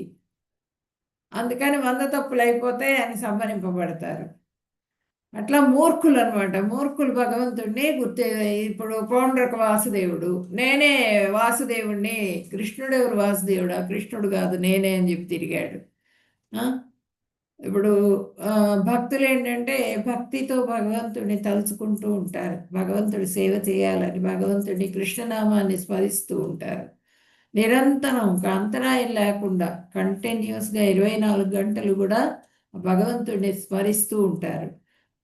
అదే కంసుడు, మళ్ళా రావణాసురుడు, హిరణ్యకశిపుడు, వీళ్ళు కూడా భగవంతుడిని స్మరించారు. ఎట్లా? వాళ్ళు ద్వేషిగా స్మరించారు, ద్వేషంతో. ఎప్పుడు కూడా ద్వేషం అన్నమాట. ఆ భగవంతుడిని తిట్టుకుంటూ ద్వేషిస్తూ నిద్రలో కూడా మర్చిపోలేవాళ్ళు. నిద్రలో కూడా ఆ భగవంతుడి స్మరణ జరుగుతూనే ఉంది, వీడు వచ్చి నన్ను చంపుతాడేమోననే దీంట్లో ద్వేషిస్తూ జరిగింది.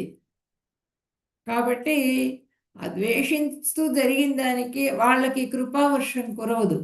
కృపావర్షం ఎవరి మీద కురుస్తుంది? భక్తుడి మీదే కురుస్తుంది. అదనమాట. ఇక్కడ ఏంటంటే నలుగురు దుష్కృతులు నన్ను గుర్తించరు. నలుగురు దుష్కృతుల గురించి మనం నిన్నటి అధ్యాయాల్లో చెప్పుకున్నాం. మూర్ఖులు, అలానే మాయాపహృత జ్ఞానులు, మాయ చేత అపహరింపబడిన వాళ్ళు, నలుగురు దుష్కృతుల గురించి చెప్పుకున్నాం మనం. ఆ నలుగురు దుష్కృతులు కూడా వాళ్ళు భగవంతుడిని ద్వేషిస్తూ ఉంటారనమాట. వాళ్ళ శాస్త్రాలు చదువుతారు కానీ నారాయణుడే భగవానుడు, కృష్ణ భగవానుడు, కృష్ణ బలరాములు వాసుదేవుడికి పుట్టినవారు, వీళ్ళు మనలాంటి మానవులే అని చెప్పిన అనుకుంటూ ఉంటారట వాళ్ళు. మనలాంటి మానవులే వీళ్ళు, వసుదేవుడికి దేవకికి పుట్టారు, అంతేగాని వీళ్ళు భగవంతుడు కాదు అని చెప్పిన అనుకుంటారట ఈ మూర్ఖులు. అదేవిధంగా ఇక్కడ మూఢులు భగవంతుని యొక్క శక్తి తెలుసుకోలేకపోతూ ఉంటారు. భగవంతుడి శక్తి ఏంటి, శక్తి సామర్థ్యాలు ఏంటి అన్నది కూడా వాళ్ళకి తెలియదు, నమ్మరు అనమాట.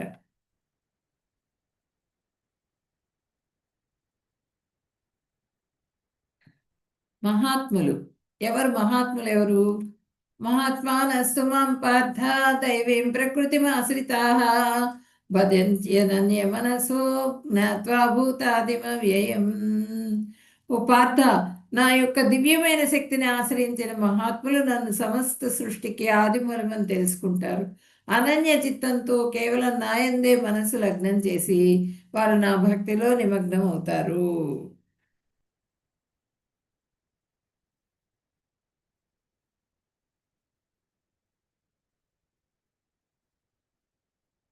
మహాత్ములు దైవీ ప్రకృతిని ఆశ్రయించిన వాళ్ళని ఆశ్రయిస్తారు. వాళ్ళు దైవీ ప్రకృతి ఎవరు?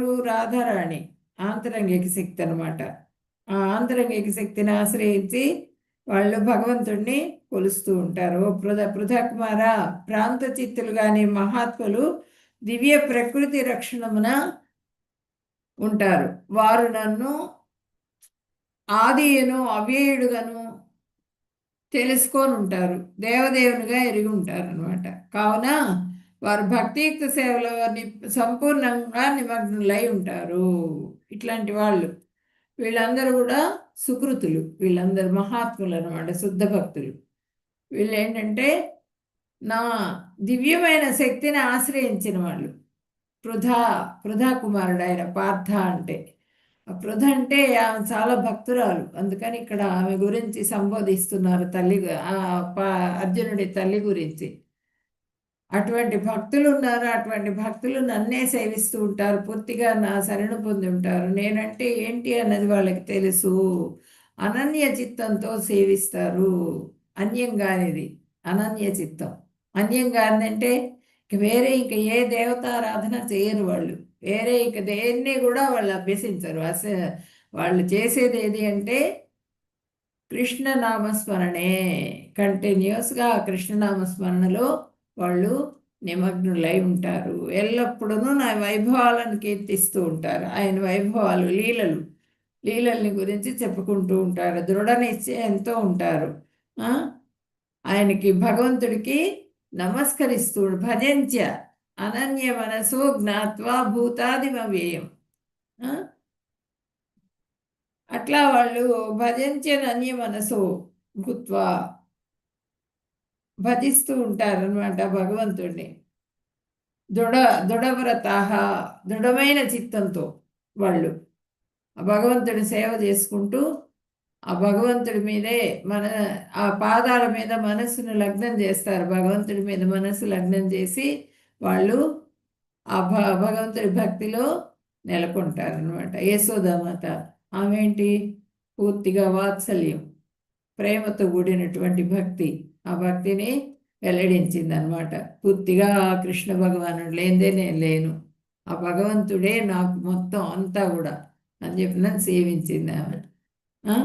అందుకే ఆయన ఆ నడుముకి కట్టేస్తుంది కదా, కట్టేసినప్పుడు ఆయన కట్టుబడరు చాలాసేపు, లాస్ట్ కట్టుబడతారు. ఎప్పుడు ఒక 2 అంగుళాల తేడా వస్తున్నదిట ఆయన్ని కట్టేసేటప్పుడు. ఆ తాడు 2 అంగుళాలు తగ్గుతున్నది, మళ్ళీ ఇంకొక తాడు తీసుకొచ్చి కలిపినా సరే మళ్ళీ 2 అంగుళాలు తగ్గుతున్నదిట. ఆ 2 అంగుళాలు ప్రేమ, శ్రద్ధ, విశ్వాసం. ఆ విశ్వాసము, శ్రద్ధ, ప్రేమ ఎప్పుడైతే ఏర్పడ్డాయో, సేవా దృక్పథం, అప్పుడు వెంటనే భగవంతుడు పట్టుబడిపోతారు, మనకి కృపను కురిపిస్తారు. కాబట్టి అనన్య చిత్తంతో కేవలం నాయందే మనసు లగ్నం చేసిన వారు నా భక్తిలో నిమగ్నం అవుతారు. పూర్తిగా వేరే ఆలోచన ఏది లేకుండా ఎవరైతే భగవంతుని శరణాగతి వేడుకుంటారో ఆ భక్తులు వాళ్ళు ఆ ఆనందాన్ని పొందగలుగుతారనమాట. భగవంతుడు అంటే ఏంటి అని తెలుసుకొని ఆ భక్తిలో నిమగ్నం ఉంటారు. మహాత్ములు అనమాట వాళ్ళు, శుద్ధ భక్తులు.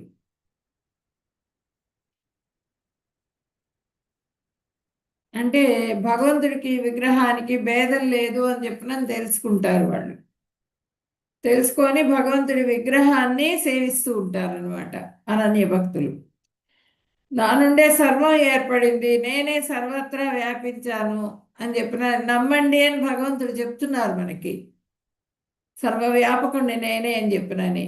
భగవంతుడిని భజించేందుకు కావలసినవి ఏమిటి అంటే భగవంతుడి ఐశ్వర్య జ్ఞానం కావాలి. ఆయన అంటే ఏంటి ఐశ్వర్యం, ఆయన ఐశ్వర్యాలు ఏంటి అన్నది తెలుసుకొని ఉండాలి. విశ్వాసం కుదరాలన్నా, భగవంతుడిని సేవించాలన్నా. శుద్ధభక్తి చేసేందుకు వేరే జ్ఞానం అవసరం లేదు. శుద్ధభక్తి చేయడానికి ఇంకేం అవసరం లే. ఐశ్వర్య జ్ఞానం భగవంతుడు అంటే ఏంటి అన్నది తెలుసుకొని ఉంటే చాలు, మనకి విశ్వాసము, శ్రద్ధ అవన్నీ కూడా కలుగుతాయి. అప్పుడు మనం సతతం ఎప్పటికీ మళ్ళీ కీర్తిస్తూ ఉంటాం అన్నమాట. భగవంతుడిని లీలలు చెప్పుకుంటూ ఉంటాం, గానం చేస్తూ ఉంటాం, దృఢమైన విశ్వాసం సంకల్పంతో ఉంటాం, మనం పరిశ్రమిస్తూ ఉంటాం, వినయంతో నా ముందు ప్రణమిల్లుతూ ఉంటారు. ఎప్పుడు ఆ దండవత్ ప్రణామం చేస్తూ ఉంటారు. భగవంతుడి భక్తులు కనిపించిన భగవంతుడి శ్రీ విగ్రహాలకి పూర్తిగా దండం అంటే కర్ర, ఆ కర్ర ఏ విధంగా అయితే పడిపోతుందో ఆ విధంగా పడిపోతారు వాళ్ళు. పడిపోయి నమస్కారం చేస్తారు పూర్తిగా.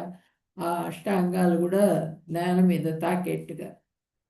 పంచాంగ నమస్కారం ఎవరు చేస్తారంటే వీళ్ళు మన లేడీస్ చేస్తారు భగవంతుడికి.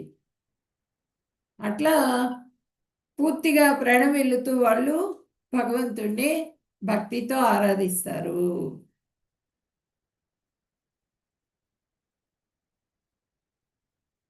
అంటే సేవా వ్యాపారాల్లో నిత్యమును నిమగ్నమై ఉంటారు. భక్తి శ్రవణం, కీర్తనం, విష్ణు స్మరణం. భక్తి అంటే ఈ మూడింటిని పెట్టుకొని వాళ్ళు వినటము, కీర్తించటము, స్మరణ చేయటము, ఇదంతా కూడా చేస్తూ ఉంటారు. మహాత్ముడు దివ్య రసములలో ఏదో ఒక దానిని దేవదేవుని సహచర్యమును పరమ లక్ష్యంగా పొందుటకు స్థిర నిశ్చయం కలిగి ఉంటారు. ఈ మూడిట్లో ఏదో ఒక దాన్ని తీసుకుంటారు. శ్రవణం అన్నా చేస్తారు, స్మరణం అన్నా చేస్తారు, కీర్తనం అన్నా చేస్తారు. చేసి ఆ భగవంతుడి కృపకు పాత్రలు అవ్వాలనే దీంట్లో వాళ్ళు సేవన చేస్తూ ఉంటారు. కీర్తన ఎల్లప్పుడూ జపిస్తూ ఉండడం. దృఢవ్రత దృఢమైన వాగ్దానంతో విశ్వాసంతో నమస్యంత ప్రణామాలు అర్పిస్తూ ఉండడం. నిత్యయుక్త ఎల్లప్పుడూ కంటిన్యూస్గా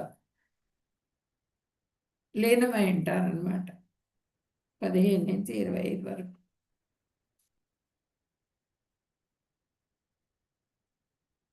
జ్ఞానయజ్ఞేన చాపి అన్యే యజంతో మాముపాసతే ఏకత్వేన పృథక్త్వేన మృధా బహుధా విశతో ముఖం. అహంక్రతురహం యజ్ఞః సదాహమః ఔషధం మంత్రోహం అహం ఏవాజ్యం అహం అగ్నిరహం హుతం. కానీ నేనే కర్మకలాపాలను, నేనే యజ్ఞాన్ని, పూర్వుల కొసంగిన ఆహుతిని, చికిత్స చేయు మూలికను, దివ్య మంత్ర జపమును, నెయ్యిని, అగ్నిని, హోమం చేయబడు పదార్థమును నేనే, అన్నీ కూడా నేనే అని చెప్తున్నారు. అంటే ఇక్కడ 16వ శ్లోకం.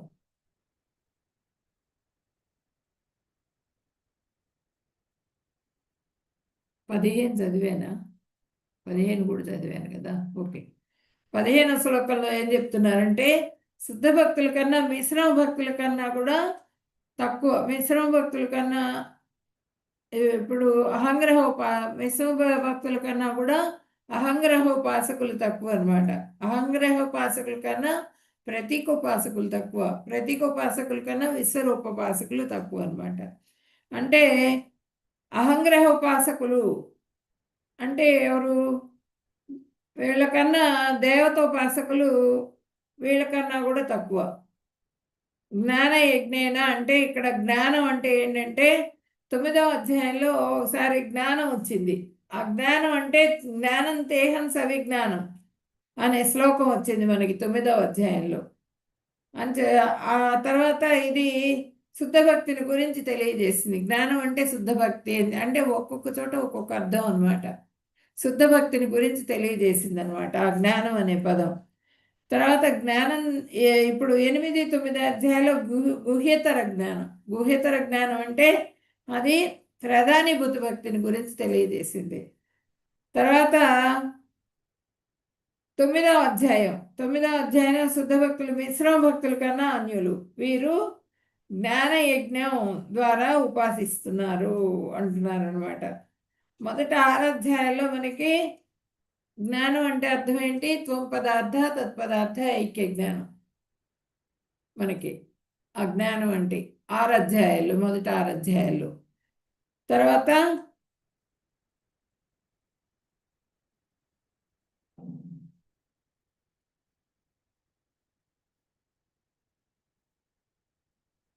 అహంగ్రహోపాసకులు ఏకత్వ భావంతో ఉపాసిస్తారు. తనే భగవంతుడు, నాకు భగవంతుడికి తేడా లేదు, నేనే భగవంతుడిని అని చెబుతూ ఉంటారట అహంగ్రహోపాసకులు. తర్వాత ప్రతీకోపాసకులేమో పృథక్త్వ భావంతో కూడిన భావంతో వాళ్ళు ఉపాసిస్తుంటారు. తనకు భగవంతునికి మధ్య అంటే తేడా లేదనేది అహంగ్రహోపాసకులు. ప్రతీకోపాసకుల దగ్గరికి వచ్చేటప్పటికి వాళ్ళు సూర్యుడిని, చంద్రుడిని, ఇంద్రుడిని ఇట్లా వీళ్ళందరినీ కూడా ఆరాధిస్తూ ఉంటారు. విశ్వరూపాన్ని ఆరాధిస్తారు. వీళ్ళు ఎవరిని ఆరాధిస్తున్నప్పటికీ కూడా ఆరాధన అంతా కూడా నాకే చెందుతుంది అని చెప్తున్నారనమాట. సర్వలోక మహేశ్వరుడిని అంతా కూడా నేనే. ప్రతీకోపాసకులు అనే దేవతోపాసకులు అంటే భిన్న రూపిణిగా ఉపాసిస్తారు. విశ్వరూపం భిన్న రూపిణిగా అంటే విశ్వరూపంలో అన్ని రూపాలు ఉన్నాయి కదా. దేవతలు ఉన్నారు, యక్షులు ఉన్నారు, కింపురుషులు ఉన్నారు, కిన్నెర్లు ఉన్నారు, అందరూ ఉన్నారు, ఇంద్రుడు, వీళ్ళందరూ కూడా ఉన్నారు. వాళ్ళందరినీ విశ్వరూపాన్ని ఆరాధించారంటే అందరినీ ఉపాసించినట్లు అనమాట. ఆ విశ్వరూపాన్ని ఆరాధిస్తూ ఉంటారు ప్రతీకోపాసకులు. విశ్వరూపోపాసకులు ప్రతీకోపాసకులేమో ఇంద్రుడు, చంద్రుడు, సూర్యుడు వీళ్ళని మాత్రం పూజిస్తారు. విశ్వరూపోపాసకులేమో విశ్వరూపాన్ని మాత్రమే వాళ్ళు ధ్యానిస్తూ ఉంటారు.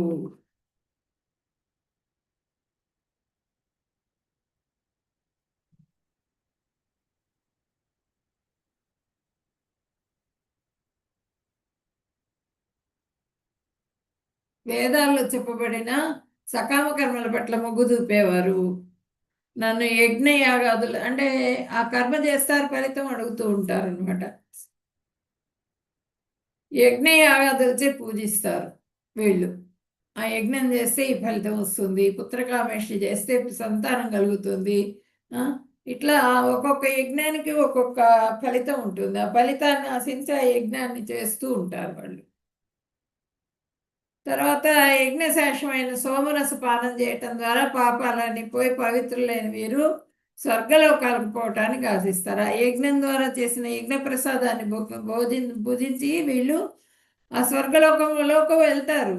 వెళ్ళి మళ్ళీ జన్మ తీసుకుంటారు. వాడి పుణ్యకలాపాలన్నీ కూడా ఆ ఫలితం మొత్తం అయిపోతుంది అక్కడ.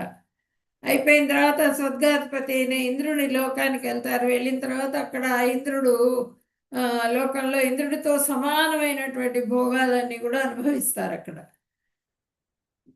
అనుభవించి ఆ దేవతలతో పాటుగా విలాసాలన్నీ కూడా భోగాలు అనుభవించి మళ్ళీ జన్మ తీసుకుంటూ ఉంటారు వాళ్ళు.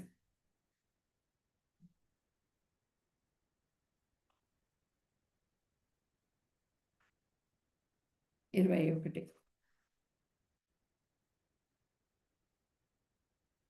తేతం భుక్త్వా స్వర్గలోకం విశాలం క్షీణే పుణ్యే మధ్యలోకం విశంతి ఏం త్రయీ ధర్మమను ప్రపన్న గతాగతం కామ కామాన బంతే.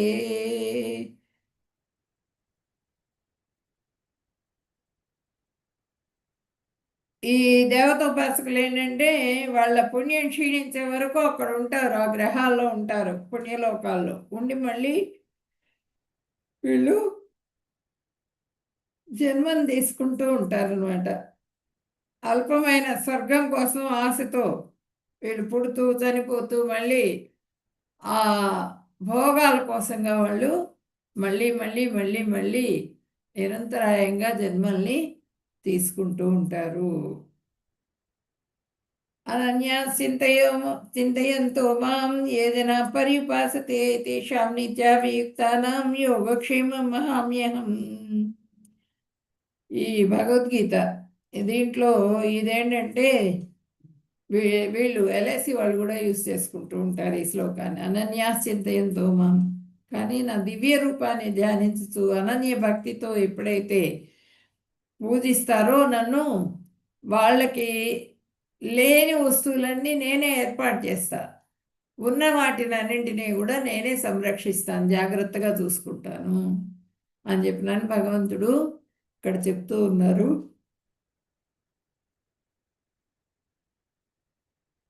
సదా ఎప్పుడు కంటిన్యూస్గా ఎవరైతే అర్చిస్తారో వాళ్ళ యోగక్షేమాలన్నీ కూడా నేనే చూసుకుంటాను. అర్జునాచార్యులు ఆయన ఏంటంటే చాలా శుద్ధ భక్తుడు అనమాట. ఆయన ఈ భగవద్గీత రోజు కూడా పారాయణ చేస్తూ దాన్ని అధ్యయనం చేస్తూ ఉండేవారు. రోజు ఉంచె వృత్తి వెళ్ళి ఆ ఊర్లోకి వెళ్ళి ఆయన భిక్షం అడిగితే ఎంతైతే లభిస్తుందో అదే ఆ రోజుకి భగవంతుడికి నివేదన చేసి ప్రసాదాన్ని భుజిస్తూ ఉండేవారు. ఒకరోజు ఆయనకు అసలు ఏమీ రాలేదుట, ఏం దొరకలా. ఇంటికి వచ్చారు. ఇంటికి వచ్చి ఏం దొరకలేదు అని భార్యతో చెప్పారు. అక్కడ కూర్చున్నారు. కూర్చుని ఆ పుస్తకంలో అనన్యాశ్చింతయంతో మాం యజనా పరీపాస్తే అని ఉంటుంది కదా, అక్కడ అండర్లైన్ చేశారు. ఎప్పుడు రక్షిస్తానంటావు కదా, భక్తుల ఇది మొత్తం చూసుకుంటానంటావు కదా, ఏం చూసుకున్నావు? ఆకలితో పోయేసి వచ్చాను నేను అక్కడికి, నాకేం ఒక్క గింజ కూడా లభించలేదు అనే ఆలోచన వచ్చింది ఆయనకి.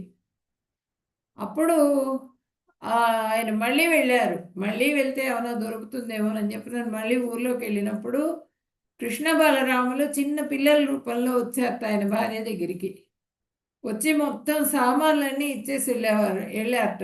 బండి నిండా సామాన్లు తీసుకొచ్చి అర్జునాచార్యుడి భార్యకు ఒప్పచెప్పి వెళ్తూ ఉంటే మీరు కూడా ప్రసాదం తీసుకుందరు కానీ ఉండమంటుంది ఆమె. ఉండమంటే అమ్మో మా గురువు గారు మమ్మల్ని కొడతారు, ఇప్పటికే కొట్టారు, ఆ, ఇంకా కొడతారు మమ్మల్ని, మేము వెళ్ళిపోవాలి, వెంటనే వెళ్ళిపోవాలి అని చెప్పినని. ఎక్కడ కొట్టారంటే ఆయన చూపిస్తారట వాళ్ళు. వీపు మీద వాతలు ఉంటాయి, చూపిస్తారు. చూపించేటప్పటికీ అది ఆ భార్య అడుగుతుంది. అర్జునాచార్యుడు ఇంటికి వచ్చిన తర్వాత ఇట్లా ఏంటి సామాన్లన్నీ ఎక్కడ అంటే ఇట్లా వచ్చి పెట్టిపోయినారంటే అప్పుడు ఆయనకు అర్థమవుతుంది అనమాట. ఎక్కడ కొట్టారని భార్య అడుగుతుంది పిల్లల్ని. వీపు చూపిస్తారు కదా, అర్జునాచార్యుడు వెళ్ళి చూసుకుంటా భగవద్గీతలో ఆయన అనన్య చింతయంతో మా దగ్గర అండర్లైన్ చేసి పెట్టారట. అందరి అన్నీ పూర్తిగా సరెండర్ అయిన వాళ్ళకి అన్నీ నేనే సమకూరుస్తానన్నావు కదా, నాకేమీ దొరకలేదనే దాన్ని ఆయన అండర్లైన్ చేసి పెట్టారు. ఆ అండర్లైన్ చేసిందే భగవంతుడి మీద అట్లా పడ్డదనమాట. ఆ దెబ్బలు పడ్డట్టుగా వీపు మీద దెబ్బలు పడ్డాయి. భార్య అడుగుతుంది ఆయన్ని. అడిగినప్పుడు ఆయన చాలా దుఃఖిస్తారనమాట. అయ్యో నేను చూడలేకపోయానే, నేను ఈ విధంగా చేశాను ఈ భగవంతుడిని, ఇట్లా కష్టపెట్టాను అని చెప్పనని ఆయన అనుకుంటారనమాట. అందుకనే శ్రీ విగ్రహానికి కానీ, భగవద్గీత పుస్తకానికి కానీ, భాగవతం పుస్తకాలకు కానీ అవన్నీ భగవంతుడితో సమానం అనమాట. జాగ్రత్తగా పవిత్రంగా అట్టి పెట్టుకోవాలి వాటిని. ఇప్పుడు ఒక చెట్టు వృక్షం ఉన్నప్పుడు ఆ వృక్షం మొదట్లో నీళ్లు పోస్తే ఆకులకి కొమ్మలకి అన్నింటికి కూడా పోతాయి ఆ నీళ్లు. ఆ శక్తి అనేది వెళ్తుంది. మనం ఎట్లా ఆహారం తీసుకుంటే పొట్ట ఒక్కటే తిందు కదా, మొత్తం ఆహారం తీసుకునేటప్పటికి మొత్తం అవయవాలన్నీ కూడా శక్తిని పుంజుకుంటాయి. అట్లాగే ఆ భగవంతుడి సేవ చేసినప్పుడు మనము పూర్తిగా దేవతలందరూ కూడా తృప్తిని పొందుతారు.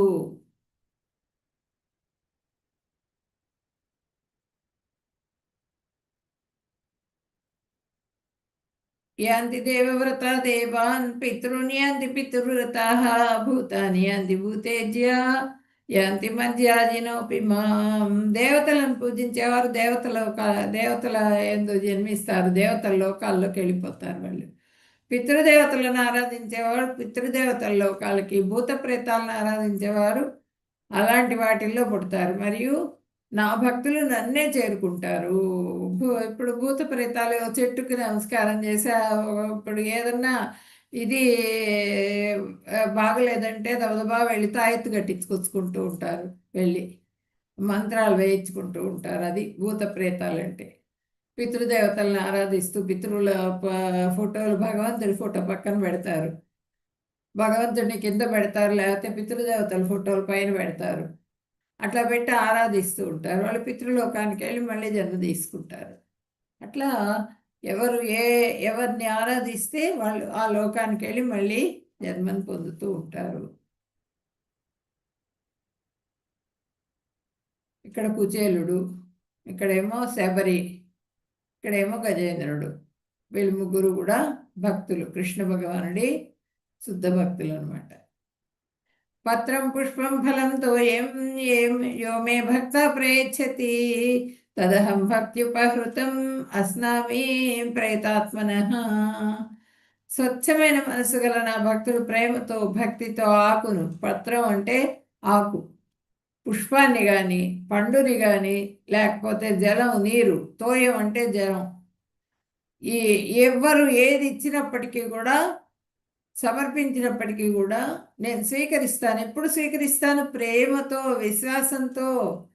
దాన్ని నాకు అర్పించినప్పుడు, నా భక్తుడు అర్పించినప్పుడు నేను స్వీకరిస్తాను అని చెప్పినని భగవంతుడు చెప్తున్నారు ఇక్కడ.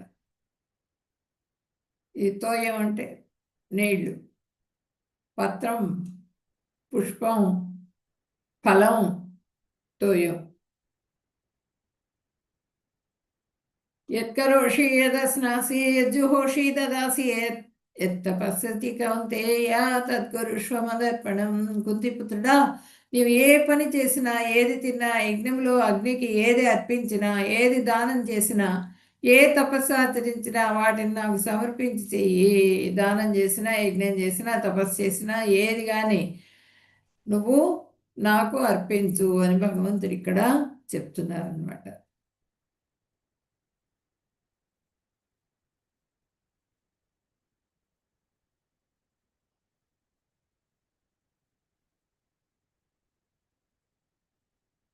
శుభాశుభఫలైరేవం మోక్షసే కర్మబంధనైః సన్యాసయోగయుక్తాత్మా విముక్తో మాముపైష్యసి.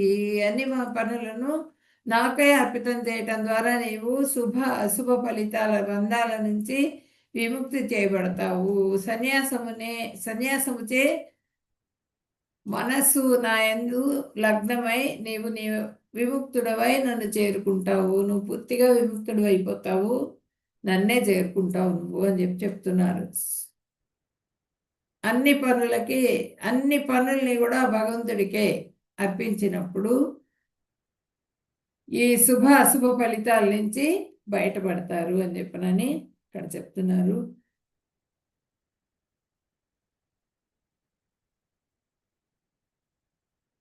సమోహం సర్వభూతేషు నమే ద్వేషోస్తి న ప్రియః ఏ భజంతి మాం భక్త్యా మయితే తేషు చాప్యహం.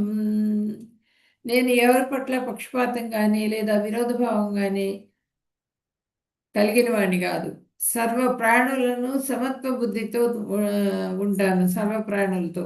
కానీ ప్రేమతో నన్ను ఆరాధించే భక్తులు నా యందే నివసిస్తారు, మరియు వీరు వారి యందు నేను నివసిస్తాను. ఈ ప్రేమతో ఎవరైతే సేవిస్తారో వాళ్ళల్లో నేను ఉంటాను, నేను వాళ్ళల్లో ఉంటాను, వాళ్ళు నాలో ఉంటారని చెప్పినాను భగవంతుడు చెప్తున్నారు ఇక్కడ. ఈ అమ్మాయి ఏం చేస్తోంది? ఒక కుక్క పిల్లని చూపించి అది కావాలి నాకని భగవంతుడిని అడుగుతుంటే భగవంతుడు ఏం చెప్తున్నారు? అంతకన్నా మంచిది నేను ఇస్తాను నీకు, కుక్క పిల్లని అడగవాకు అని చెప్తున్నారు. అంటే ఫలితం ఆశించవాకు, నువ్వు ఫలితం ఆశించకుండా నన్ను సేవించినప్పుడు నీకు కావాల్సినవేవో నేనే చూసుకుంటా, వాటిని నేనే సంరక్షిస్తాను. మనకు కావాల్సింది ఏంటి? మనిషికి మానవ జీవితంలో కావాల్సింది ఆ భగవంతుడి సేవ, భగవంతుడి పాదాల దగ్గరికి చేరుకోవటం కావాలి. దాన్ని అంతకన్నా మించింది ఇంకొకటి లేదనమాట. దాన్ని నేను ఇస్తానంటున్నారు. ఈ చిన్న చిన్నవన్నీ కుక్కపిల్ల లాంటి భౌతికమైన కోరికలని కోరవాకు నువ్వు నన్ను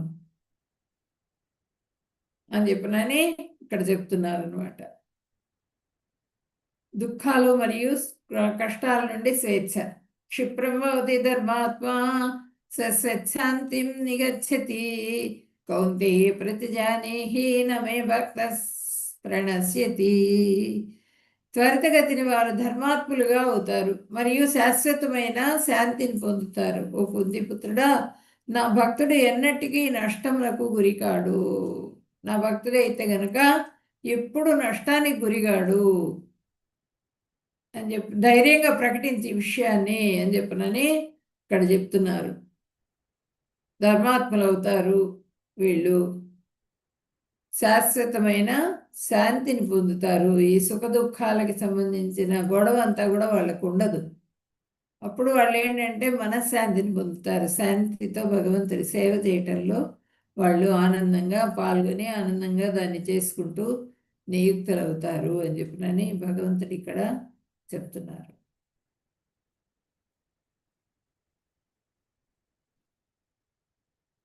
మామి పార్థావేపాశ్రిత్యా ఏపి స్యుః పాపయోనయః త్రివైశ్యాస్తదా శూద్రాః తేపి యాంతి పరాంగతిం. జన్మ జాతి కుల లింగ భేదాలు లేకుండా సమాజం అసహించుకునేవారైనా నన్ను శరణు పొందిన వారంతా పరమపదాన్ని పొందుతారు. నన్ను ఎవరైతే శరణు పొందుతారో, ఎవరైతే పూర్తిగా సరెండర్ అవుతారో వాళ్ళందరూ కూడా నన్నే పొందుతారు. నా కృప లభిస్తుంది వాళ్ళకి. ఇక్కడ చూడండి, హరిదాస్ ఠాకూర్ 192 సార్లు చేసేవాళ్ళుట. 108 మాలలు. ఒకసారి అంటే 108 సార్లు జపం చేయాలి. ఇప్పుడు ఒక మాల, అలాంటి మాలలు 192 సార్లు చేసేవాళ్ళుట హరిదాస్ ఠాకూర్. అందుకే ఆయన సిద్ధి పొందినప్పుడు చైతన్య మహాప్రభు ఆయన్ని ఇలా ఎత్తుకొని వెళ్ళి సమాధి చేయించారు అనమాట. అక్కడ అంత గొప్పవాడు ఆయన హరిదాస్ ఠాకూర్. మన్మనాభవ మద్భక్తో మధ్యాది మాం నమస్కురు మామే వైశసి యుక్త్వైవం ఆత్మానం మత్పరాయణ. నీ మనస్సును ఎల్లప్పుడూ నాయందే ఉంచి నన్ను స్మరించడంలో నిమగ్నం చేయము. నా పట్ల భక్తితో ఉండుము, నన్ను ఆరాధించుము మరియు నాకు ప్రణామాలు అర్పించుము. పూర్తిగా నాయందే లగ్నం చెంది పిదప నీవు తప్పకుండా నన్ను చేరుకుంటావు. ఇవన్నీ చేయాలి. భగవంతుడిని పూర్తిగా మనం భగవంతుడికి సరెండర్ అయిపోవాలి అంటే మనస్సుని, బుద్ధిని, అహంకారం కలిగి ఉంటుంది. ఆ అహంకారాన్ని అన్నీ కూడా వదిలేయాలి. నా పట్ల ఎవరైతే ఆ ఎప్పుడు ఆ భగవంతుడిని స్మరిస్తూ ఉంటారో, భక్తితో ఉంటారో, నన్ను ఆరాధించు, అలాంటి వాళ్ళు, భగవంతుడిని ఆరాధించే వాళ్ళు ఆ భగవంతుడినే చేరుకుంటారు అని చెప్పనని చెబుతున్నారు. ఇదేంటంటే ప్రామిసింగ్ శ్లోకం అనమాట. నన్నే చేరుకుంటారు నన్ను ఆరాధించే వాళ్ళు అని ఆయన మాట ఇస్తున్నారు మనకి. అత్యుత్తమ సారం అనమాట ఇది. వాంఛాకల్పతరుభ్యశ్చ కృపా సింధుభ్య ఏవ చ పతితానం పావనేభ్యో వైష్ణవేభ్యో నమో నమః. హరే కృష్ణ కృష్ణ కృష్ణ హరే హరే, హరే రామ రామ రామ హరే హరే. హరే కృష్ణ.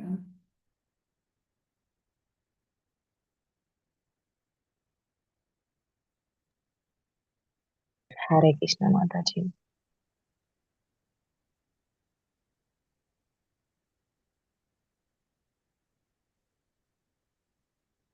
హరే కృష్ణ మాతాజీ. హరే కృష్ణ. హరే కృష్ణ. హరే కృష్ణ హరే మాతాజీ. కృష్ణ మాతాజీ. హరే కృష్ణ మాతాజీ. సెకండ్ అండి. మాతాజీ హరే కృష్ణ. హరే కృష్ణ. హరే కృష్ణ. హరే కృష్ణ మాతాజీ. ఎవరికైనా ఈరోజు చాప్టర్లో డౌట్స్ ఉన్నాయా అమ్మా? అర్థమైందా చాప్టర్ అంతా కూడా, అధ్యాయం? హరే కృష్ణ.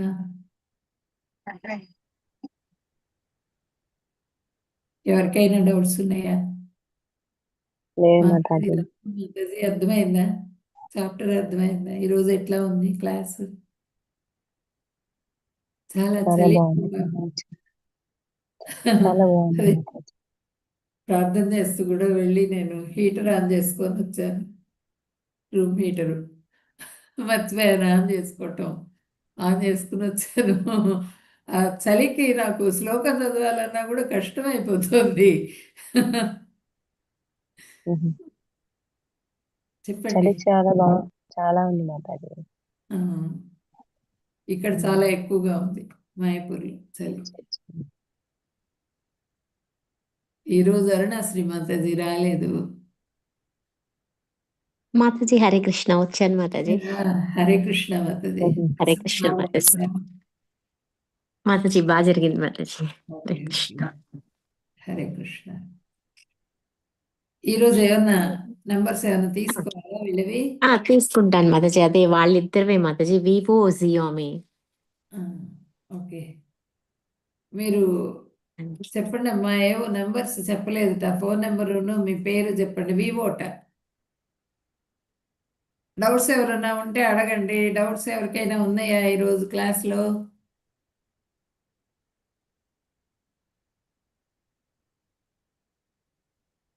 సంధ్య. మాతాజీ మాతాజీ. అస్మిత కొత్తగా వచ్చినట్టున్నారు మాతాజీ, తన నెంబర్ కూడా లేదు. నంబర్ కూడా వివో కూడా లేదా? వివో జియోమి రెండు లేవు. అస్మిత మాతాజీది కూడా లేదు మాతాజీ.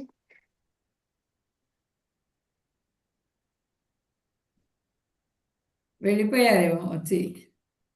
ఉన్నారు మాతాజీ. నెంబర్ ఇవ్వండి అమ్మా. ఫోన్ నెంబర్ ఇవ్వండి. మీ పేరు, ఫోన్ నెంబర్ చెప్పండి. మాతాజీకి ఎవరైతే ఫోన్ నెంబర్స్ ఇవ్వలేదో వాళ్ళందరూ కూడా చెప్పండి కొంచెం. ఒక్కొక్కళ్ళే చెప్పండి. ఫోన్ నెంబర్స్ ఇవ్వండి మాతాజీకి, అరుణాశ్రీ మాతాజీ.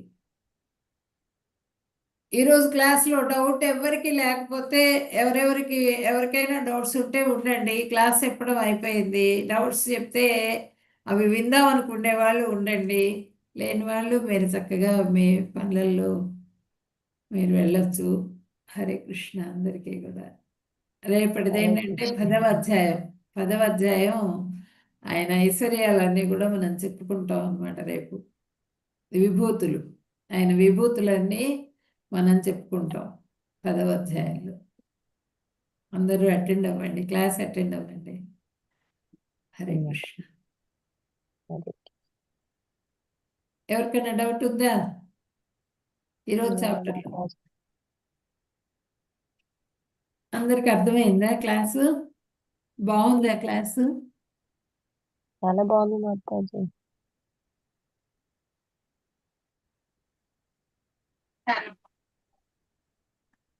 వినగలుగుతున్నారా నేను చెప్పింది?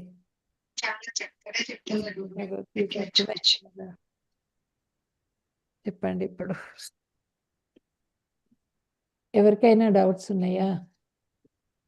డౌట్స్ ఎవరికి లేకపోతే గనక మాతాజీకి ఏవో నెంబర్స్ కావాలట, ఎవరివో ఇవ్వలేదు నెంబర్స్. వాళ్ళందరూ నెంబర్స్ ఇవ్వండి, ఇవ్వని వాళ్ళందరూ కూడా ఫోన్ నెంబర్ ఇవ్వండి.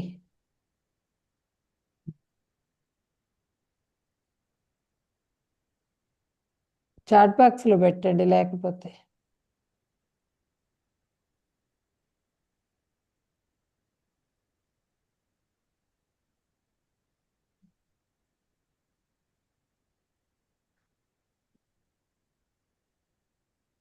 ఓకే, ఎవరు పలకట్లేదు కదా మాతాజీ? అవును మాతాజీ, ఎవరు రెస్పాండ్ అవ్వట్లేదు. రమ్య మాతాజీ పెట్టారు, తీసుకున్నాను మాతాజీ, చాట్ బాక్స్ లో పెట్టారు.